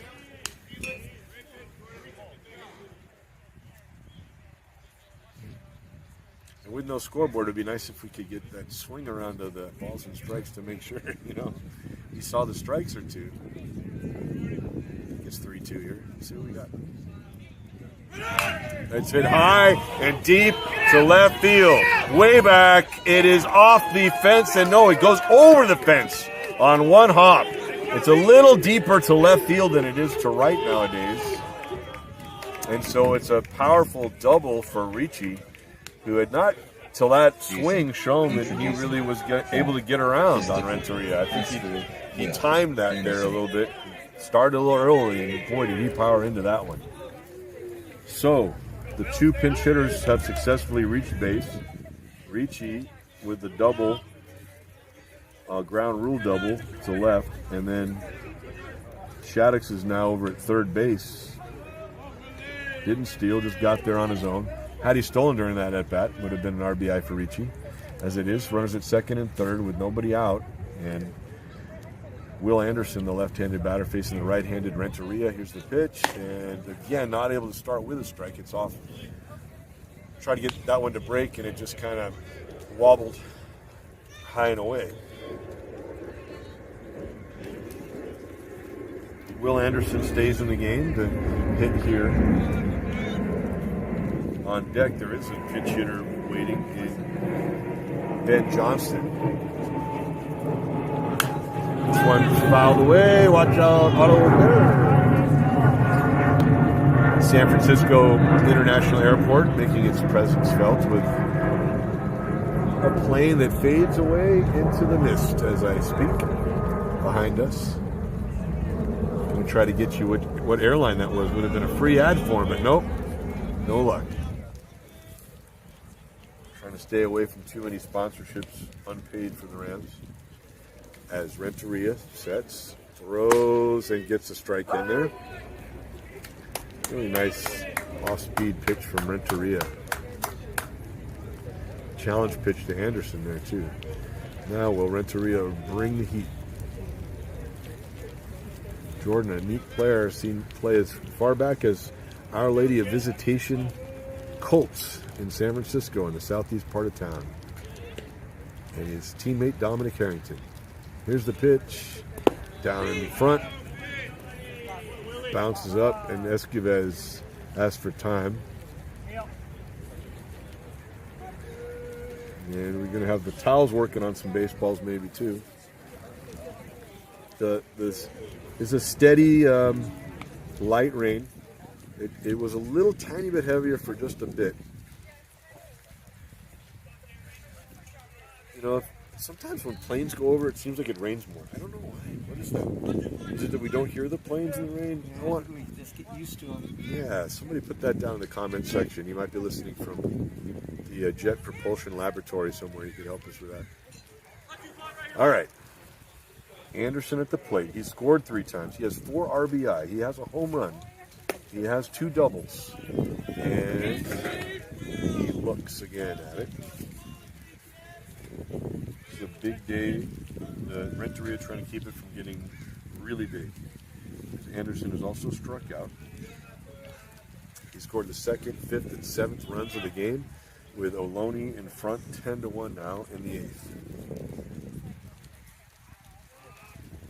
And there's a strike 3 punch out for Jordan Renteria.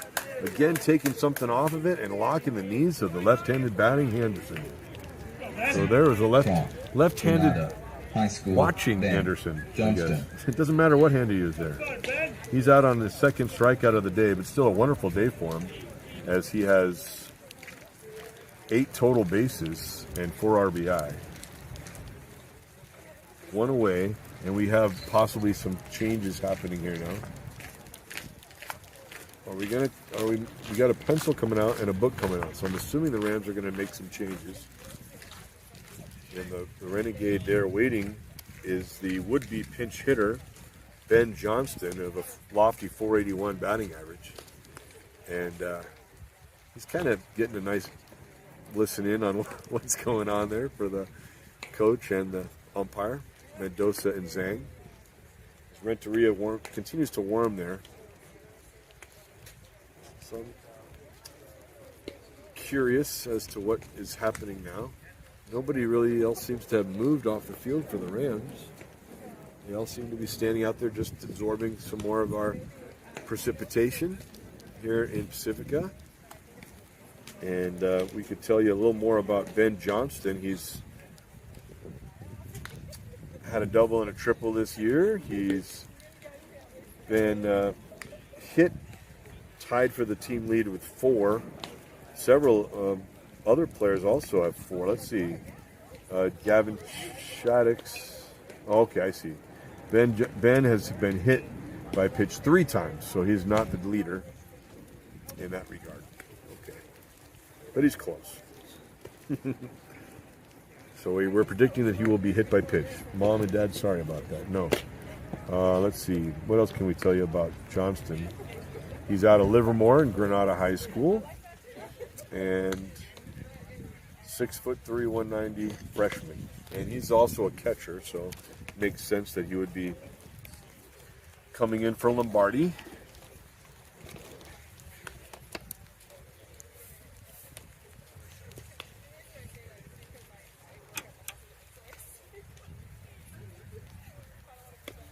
Shaddix, the pinch hitter, on at third base after coming in for Comerford here in the 8th.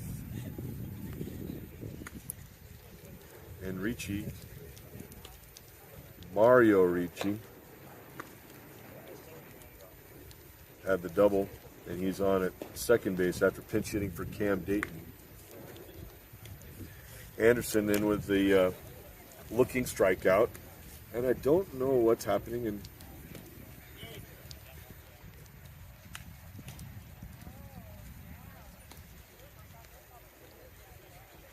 so I think maybe he's asking him if he takes out Renteria, now can he stay in as a hitter again or not? I think he can. And by the way, did get an answer on that. Always 20 seconds where other guys are on or not. Now that's the rule here for the CCSF. And what else we got? I don't know. I feel like we're at a doubleheader. This is the in-between games, maybe. But,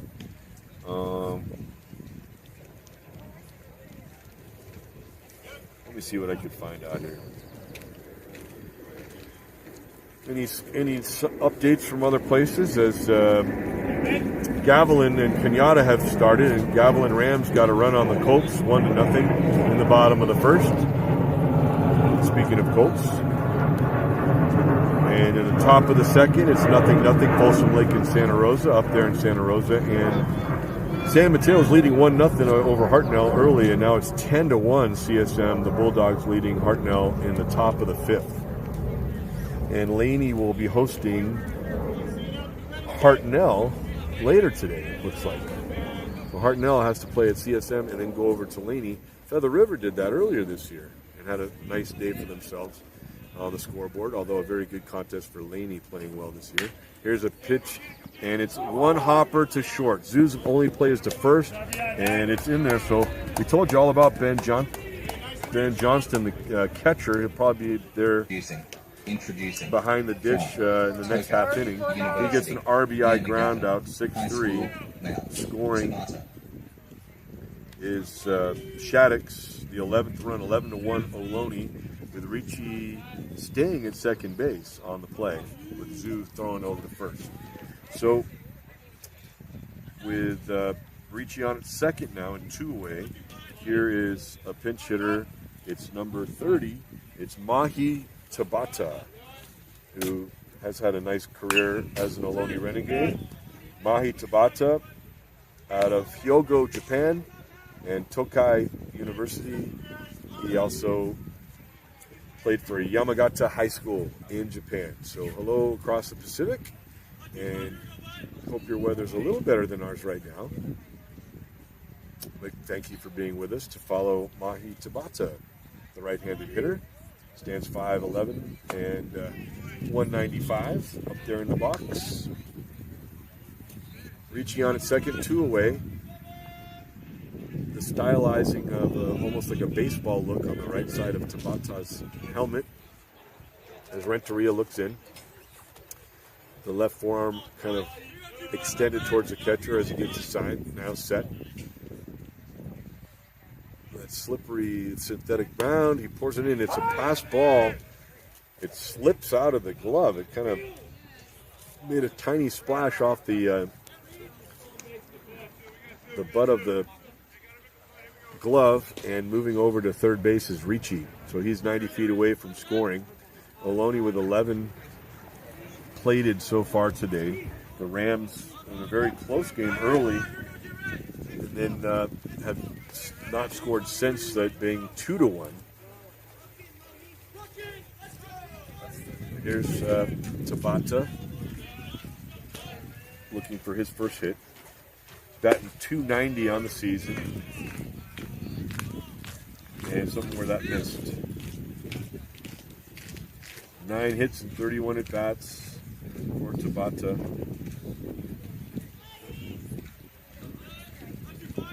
He 7 strikeouts this year if you're looking for one. Here's a pitch, and it's off the backstop.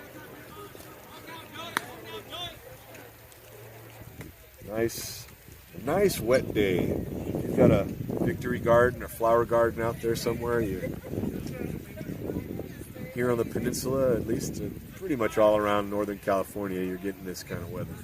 But this is more than showers now. There's really no blue sky anywhere around us. It's all pretty much gray. This one also a gray baseball, high and deep into center field, able to turn and face it and make the catch out there is Junior Madera, and the side is retired on the long fly ball for Mahi Tabata. In the inning, another run scores on 1 hit, no errors, and 1 runner left on base. It's Ohlone 11 and City College of San Francisco 1, going to the bottom of the 8th.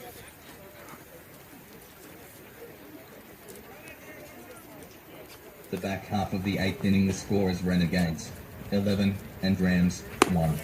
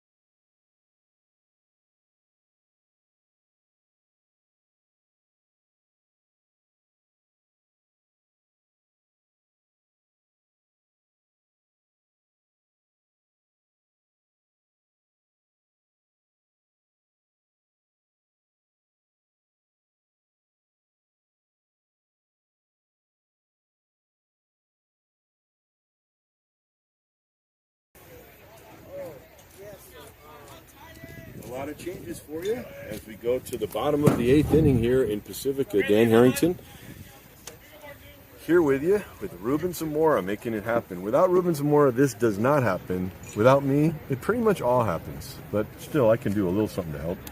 I'll let you know who the new pitcher is. That's Titus Clappin on the hill. And he's greeted with a hard hit ball to center, but a base hit is taken away out there. As Cole Curtis has moved to center field, he makes the catch on that hard hit ball. Jackson Wood. Hard hit ball there for Mark Zoo, who unfortunately for the Rams is now 0 for 4. As Jackson Wood's up there at the plate facing Clappin. His 7th game he's appeared in this year. 1.13 ERA. And it's a foul ball. So it hit Wood as he was in the box there, and it's a foul ball. Had he been out of the box and hit him, he'd be out. But he's up there. And hopefully no bruise from getting hit by the ball. Hopefully he's okay. As he's looking for his first hit of the day, he has 2 groundouts to short and was also hit by pitch in the 3rd. So with Curtis moving from right field to center, Mahi Tabata, who pinch hit and hit that ball to center to end the last inning, is in right. This one alone away from Wood. Ben Johnson there blocking that ball. The pinch hitter stays in the game for Lombardi at catcher. Beal is still at short. Anderson still at first. Ricci, the pinch hitter, was for the DH, so one would assume he's still there at DH. But Shaddix, more importantly, who led off last inning as a pinch hitter for Brendan Comerford, is now playing shortstop. And let's see, Azpilicueta's at 3rd. Biderman's still in left. So that's about it. That's about all your changes for you.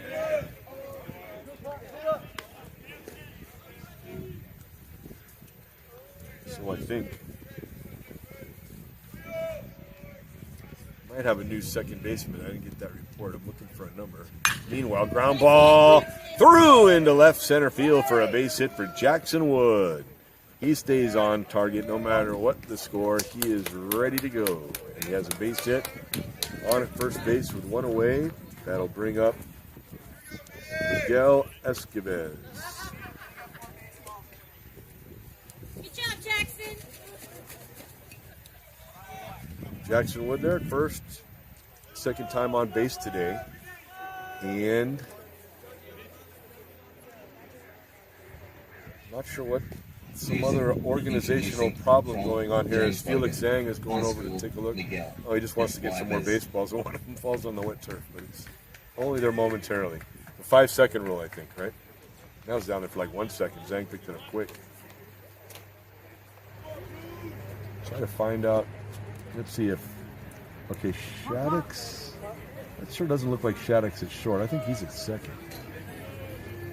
You said he's at short, but it looks like he's at second base. Let me see who that is. This is a tough play for the third baseman, and he made it. What a nice play at third base for Azpilicueta.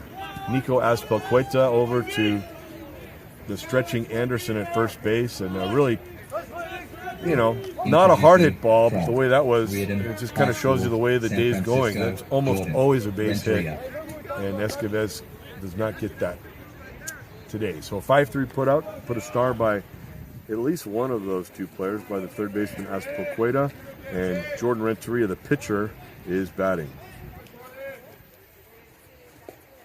And a ground ball. It's another swinging bunt. Another chance for Azpilicueta. This time he gloves it, goes to first, and they can't make it happen. And that's going to be a base hit. So it's an infield single for Renteria. Introducing from Kennedy High School. Moving over to second. Now to third base is Wood. As he was actually moving from second, he moved to second on the ground out by Esquivel. It's going to be a pinch runner for the Rams.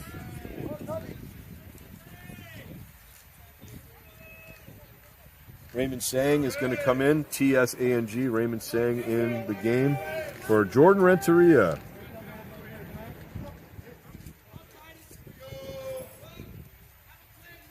So Jordan finishes his day with the pinch runner first. He has 3 singles on the day. I don't think you could give an error to those players on that play there, as the glove and the throw over to first base, and they tried to make that stab, but that's above and beyond the call of normal duty. So Renteria with a hit there, and now Sang, the runner at first. Runners on the corners with Wood at third, and a swing over by Garibay. Angel Garibay has reached base on a hit by pitch. At one point they had the bases loaded there in a second, but could only get 1 in. That's the only run the Rams have today. So Garibay wants some justice here against Clappin, and this one's away. New catcher Johnston and a new pitcher, a new battery here after the success for the Renegades for Harper and Lombardi. Here's the pitch and a swing over, and the ball gets away, and coming in to score is Wood. Oh, my bad. Never mind.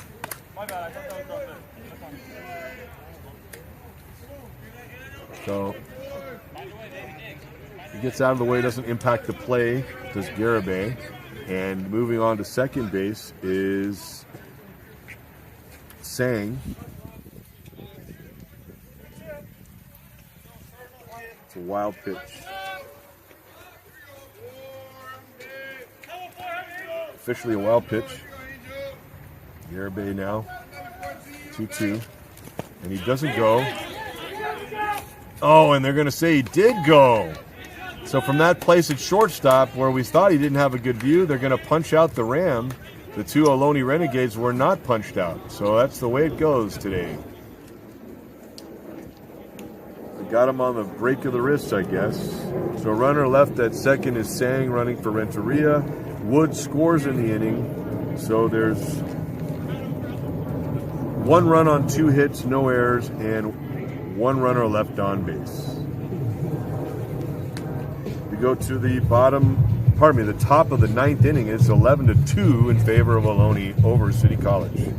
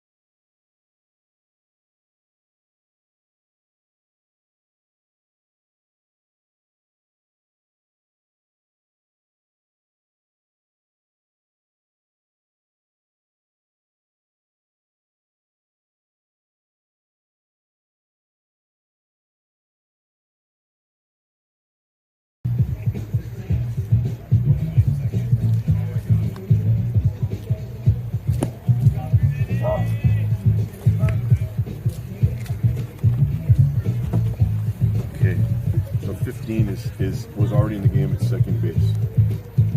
Adrian Castaneda. Meanwhile, let's see. So, does Sang stay in the game somewhere? Or? Eat him alive, boy! Eat him alive! You got new. Introducing from Buchanan High School, Adrian Castaneda. We're back. We have a new pitcher for the Rams. It's Jaheim Smith. San Franciscan name that you know and love. Jaheim wearing number 15 out of Balboa High School. The Buccaneer on the hill stands 6'3" these days, 170. Another guy my son Dominic knows and played with back in the day somewhere around town. Jaheim gets a fastball strike poured in there.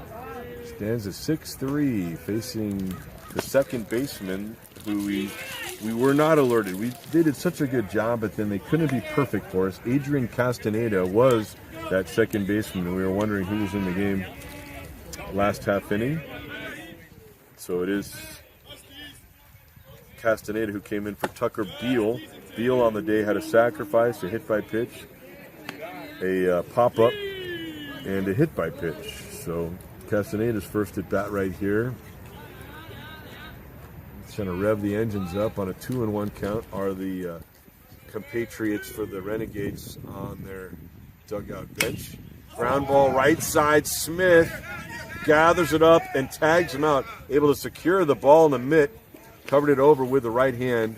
And Smith quickly off the mound as Castaneda maybe stumbled ever so slightly out of the box, turning from the left-handed box. So 44 for 12. High School, Joe Silva. So 44 for 12 now we get the word. It's going to be another sub for Curtis, who finishes his day as a center fielder. Started in right and had 5 times to the plate, 4 at bats, and was 1 for 4. Scored 2 runs as well. This is Joe Silva, sophomore for the Renegades, 6'3", out of Kennedy High as well. He lives in Union City. I'm assuming the Kennedy High was the one in Fremont. And this is a high ball, high, and it's going to be a slide in center, and it's going to end up being at least a double as a big jump in the pool, kind of a cannonball into second base as Jaheim Smith went to cover the bag. And the pitcher covering the bag is the middle infielders, and the left fielder and center fielder all went for that. The closest was the center fielder. Introducing from William Howard Taft Madeira High School, Matt Letterman. And no one could catch it. Madeira really made a great effort, and then he got landed on, I think, by Williams from left. So everybody's okay, and they're back to where they should be, as stretching it out a bit in center field is Madeira. So a very unusual put out to start, and then a very unusual double for Joe Silva. So Matt Leiterman's going to get another chance at a hit today. And this one is in there for a strike.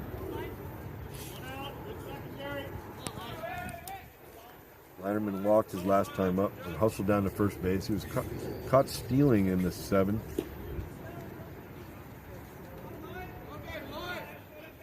To end that frame. This one up and in. Watch out, chin music.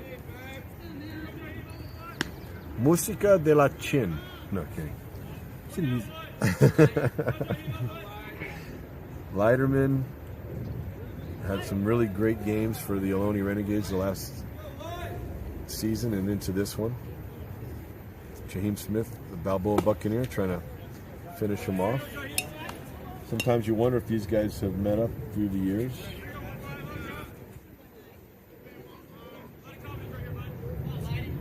Doubt that Balboa played William Howard Taft High School in Woodland, though. They get around a little bit, but not that far. Balboa out of the Ingleside. Jaheim from the mound to the plate with a fastball, fouled away. Oh, and that got somebody's vehicle in the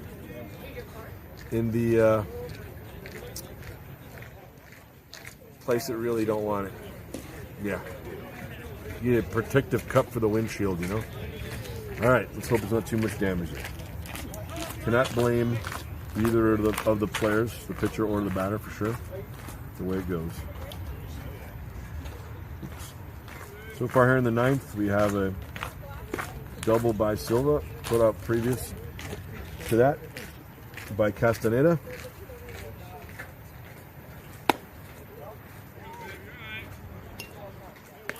So Leiderman, he's had some long at-bats today, too. We stretch it out now to a full count once again. Leiderman has the protective shin guard on the front side, and he looks at ball 4. So no real harm done if you're Smith there, because Introducing you have from Presby now a High force School, situation. as And Nico Auspilqueta, after some nice defensive plays at third, gets rewarded with not being substituted for. In the big lead right now, again, it's 11-2 in favor of Ohlone. Whereas at first and second, Jaheim Smith looks into his catcher, Esquives. Here's the pitch. Miggy catches a ball just low on the pitch from Jaheim. Same fielders around the infield and outfield. Garibay, Sue, Thompson, and Wood from third to first around the infield, and the outfield as well. Unchanged. With Williams and Madera and Verna from left to right. Here's the pitch from Smith. It is hit high and foul, and just misses the porta potty this time. The Portolet facility in right field, not in right field itself, of course. And previous to the great smelling cakes out there, you have some pitchers warming up. 2 guys warming up for the Ohlone Renegades. No action right now for the Rams. Smith, they're looking to finish this one out. Maybe come back and score a bunch of runs. Smith with a little movement there that's not considered a balk. High, Auspilqueta thought about it. And Felix Zhang asked Miguel Richardson if he went, and Richardson says no. Again, a tough spot there behind the mound. And he's only called 1 guy out on that. That was a Ram, but no sour grapes. They're down by a lot, 11-2. Here's the pitch. Fouled away. Taking something off of that Smith. Nice changeup. Has Paqueta's size in desperation, if not frustration. Maybe not desperation when you're up by a lot, but certainly had to sigh there out of disappointment for not putting some bat on the ball. Tipped his cap to Smith. Smith ready again. Here's the pitch, and it is hit high, deep left center field. Able to get back a ways is Williams to the fence, and he runs into the fence as he stretches for it. It goes over for a home run. If he had his arm up earlier, I predict that he would have caught that, but he hit the fence with his left shoulder instead of the left side of his body, which would have hurt, but would have perhaps resulted in a catch in the second out of the inning. Instead, Auspilqueta with a 3-run home run for the Ohlone Renegades. And that's unfortunate for Smith, because although it was a well-hit ball, Vandergrift High School. Definitely, that's a short fence out there. It's about 5 foot and a little more maybe. It's not quite 6 feet tall, so he could have definitely reached over. But here's Shaddix, the shortstop.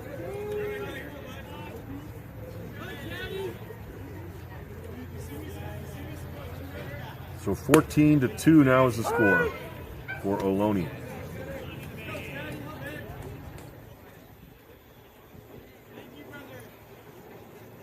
Home run, a 3 RBI home run. That's his 3rd hit of the day as well for Auspilqueta, to go with a single and a double.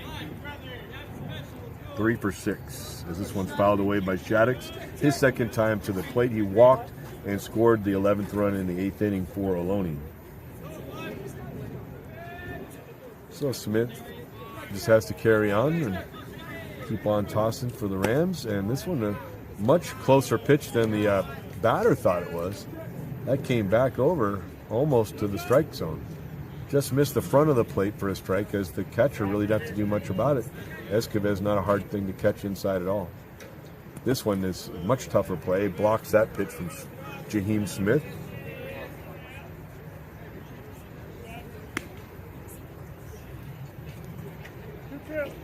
Jaheim listed as a freshman. on the Ram roster. Looks over the rather small glove for a pitcher. And he wheels and deals. And this one is hit to pretty high, deep left field. Donovan Williams is able to catch it in fair territory. And the out is recorded, an F7. As that might have been just out of your view, but Williams, after picking himself up, getting helped by his teammates up, was able to get over there and again, pretty close to the fence, and really no warning track. No, your feet won't feel different out there on the turf, and that's dangerous to an extent there with the fence being out there. This one down low. That's the thing with these synthetic turf fields. They're pretty. The slip, I really haven't seen any slipping either by the pitchers today. But it can get a little slippery in these conditions, but mostly there's no cinder underneath your feet to know you're 10 feet away or less from the fence. This one fouled straight back by Mario Ricci, who had an unusual double, a ground rule double in the 8th, his first at bat after replacing Cam Dayton as the designated hitter. Jaheim Smith with the pitch and just missing. Low and away.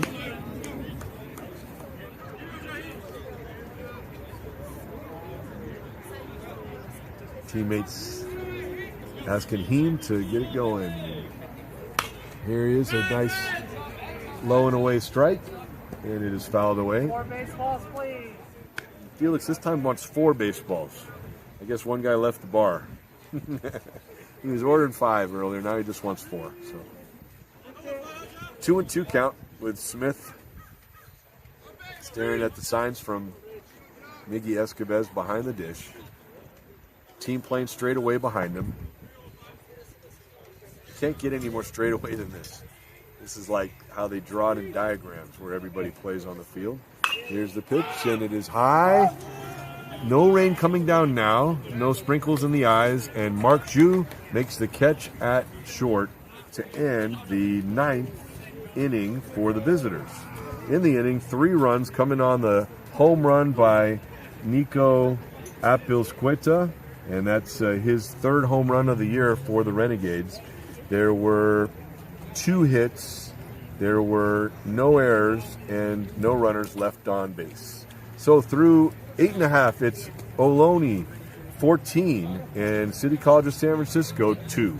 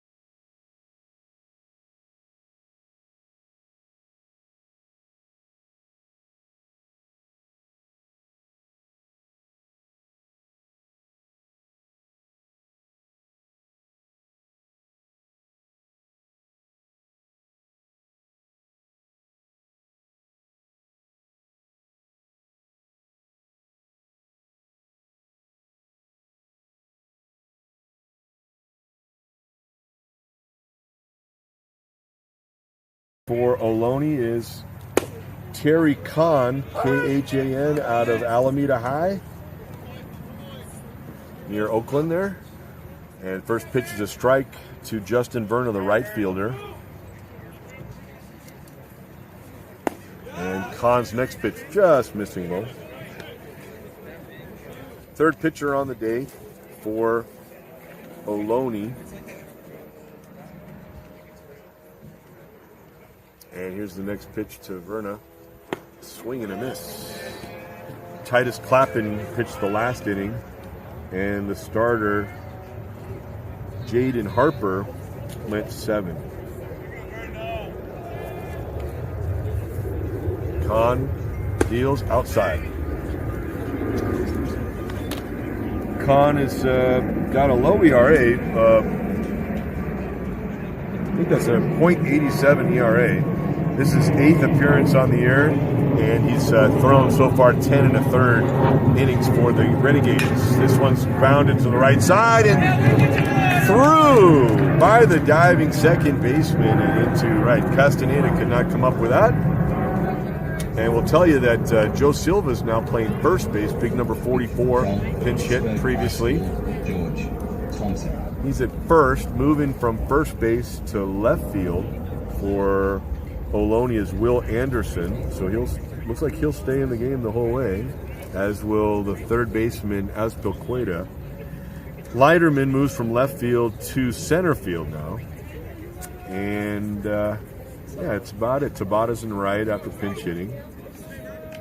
Azpilicueta third. Shortstop is Shaddix. At second base, Castaneda. First base is now Silva. Behind the dish is now Johnston. And Kahn throws over to first base, trying to get the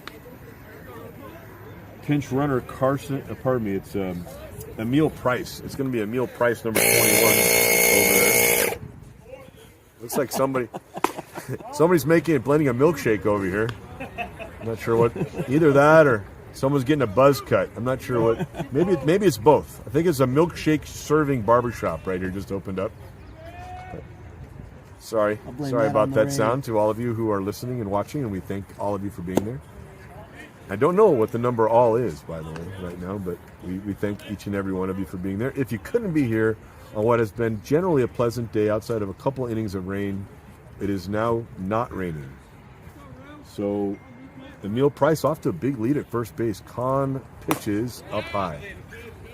So George Thompson looking to get on for the second time today. He had a hit in the fourth, a base hit to left field. He also flew out to right and popped up on a nice play by the second baseman.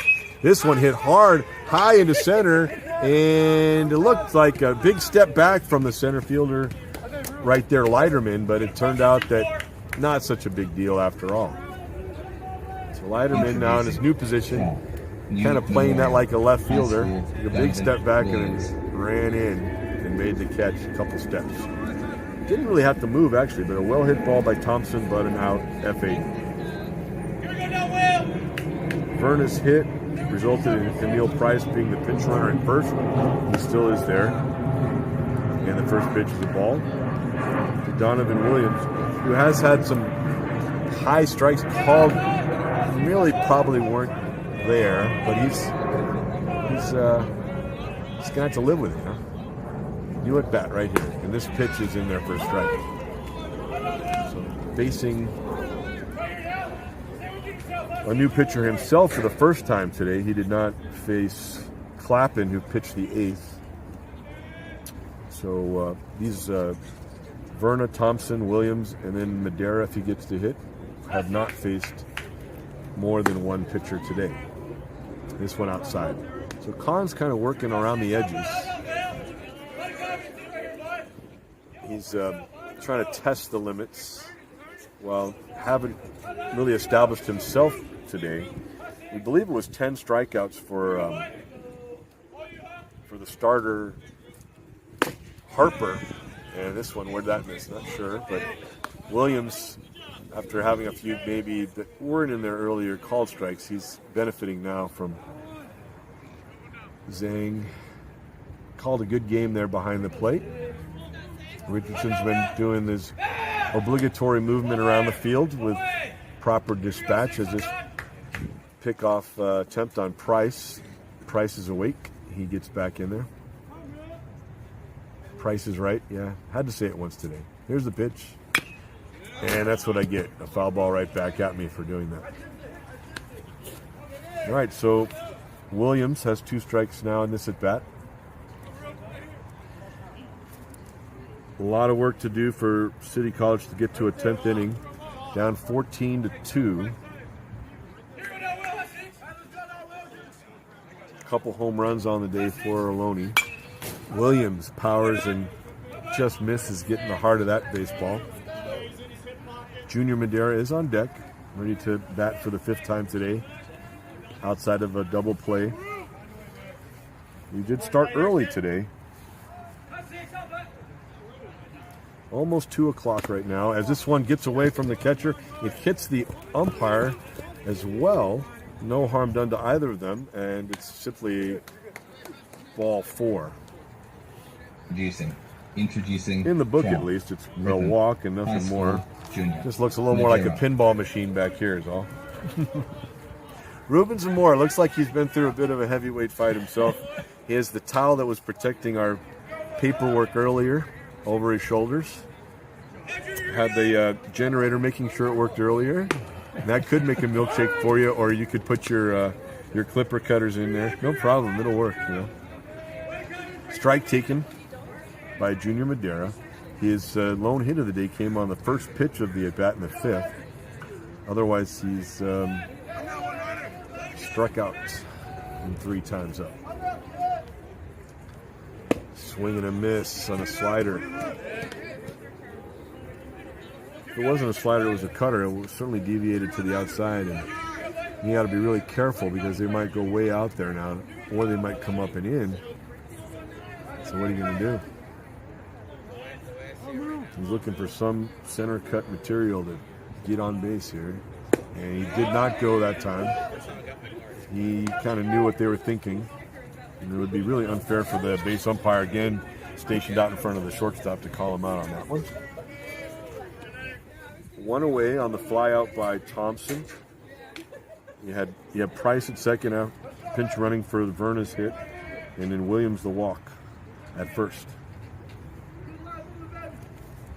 Bouncer. And they're going to run. They're going to try it. The arm of Johnston, it's a bit high. Oh, and sliding by the bag slightly. Price, it's wet out there, and he got all bag, and his body hopped off. Had to reach back with the left hand to get it.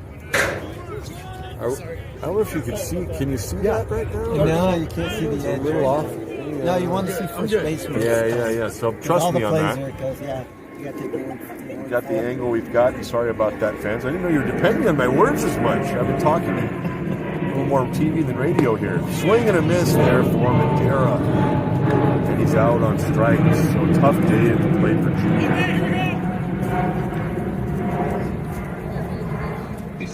Introducing. Not the hat you want to wear. And Mark Ju is he's put the ball in play 3 out of 4 times. He has not gotten a hit though. So he struck out and was tagged by the catcher in the 3rd. He's grounded to short in the 1st, flew to right in the 5th, and center in the 8th. Mark Ju, CHU, out of Lowell High, San Francisco. Used to be the Indians, nothing for a couple of years. Spartans briefly, then the Cardinal, the color Cardinal. And too many teams kept putting S, so they decided, why fight it? We'll be a bird that doesn't exist in Northern California. This one fouled away. Undoubtedly did not hit a Cardinal. Maybe a Cardinal card. Be careful if you got a red card in the lot with Zoo at the plate. But Zoo's really going to try to knock one through somewhere. Khan's going to try to finish the game here on this pitch. Let's see what happens. Ground ball to, it's going to be Azpilicueta cutting it off. The throw to first. And the reach by Silva, and that is the ball game. In 2 hours and 8 minutes, it's over here in Pacifica. The final score is the Ohlone Renegades 14 and the City College of San Francisco Rams 2. Brought to you in part by the San Francisco International Airport as another plane flies overhead here on the border of Pacifica and San Bruno. And some embraces, if you will, between the coaches of the 2 teams. Head coach Mario Mendoza of the Rams with Justin Trevino Edgar Gonzalez, Scott Garlow, and Matt Kaufman, former Eagle, I believe, Matt Kaufman, Washington Eagle, I believe. They've got their hat on today after announcing some soccer during the week with Jason Murphy-Thomas. So thanks to those of you who made some nice comments. We do our best. You know, you could do it all without me, but without Ruben Zamora, none of this would happen on the CCSF baseball channel. We'll get you the totals, today's contest. And thanks again also to the Ohlone coaching staff with Mike Curran, Billy Klontz, Stefan Valdez, Ty Cumming, and a lot of help coming from Cole Motter, the pitching coach for Ohlone. Those guys get along really well between these two teams. Ohlone's been having the better of it on the win-losses, but always interesting games. And for quite a while today, a very competitive game. It was 2-1 into the fifth, halfway through this one before things kind of got out of hand. 3 runs scoring for Ohlone in the third, 1 in the sixth, 4 in the seventh, and then 1 in the eighth and 3 in the ninth. So we'll give you some totals here. Ruben, you want to give a little commentary while I make sure we have the Yeah, just on behalf of all the YouTube followers for CCSF Baseball, thank you for doing this for us. Hope you can do it later on down the line. Look for on the schedule for a couple of more games. That would be an honor.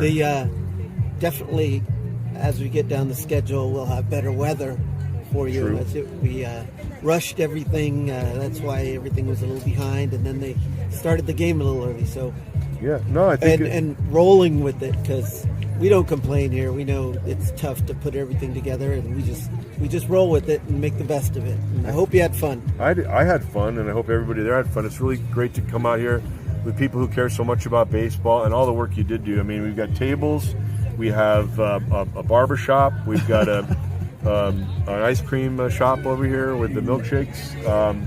The only thing I wasn't able to do was eat my oatmeal, so I made kind of an oatmeal muffin out of it. It's kind of an oatmeal mold, a Jello mold of oatmeal here, with the right behind the SI symbol. St. Ignatius College Prep rents it to City College to play some games here, and so we do want to thank SI for being open to the transaction and having this nice field ready to go in most respects, if not all. No slipping and falling, no injuries, fortunately. Williams hopped against that fence in left field. If he had just got that arm up maybe a split second earlier, you don't want the guy running with his arm out the whole time, of course. Well, all these players have it so tough. You know, I always tell people it's a lot easier than it looks. You know, Yeah. Well, he did what he could, and Azpilicueta benefited with a home run. He had the 3-run home run as well as a solo shot leading off the 7th for Will Anderson of Ohlone. No home runs for the Rams. The final totals of 14 runs, 16 hits, no errors, and 9 runners left on base for Ohlone. For City College of San Francisco, 2 runs on 7 hits, 2 errors, and the Rams left on 9. So the winning pitcher is Jaden Harper, and didn't quite get the records for these guys. So let me find for Harper.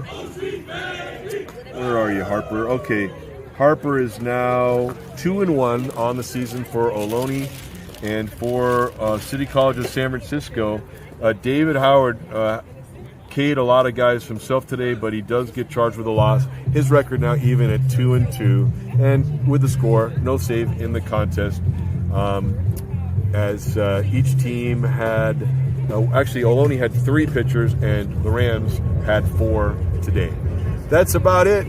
You'll be able to rewind, so to speak, find your time, mark up your cue your time on the CCSF baseball channel for this contest, and enjoy all of this season, rain or shine.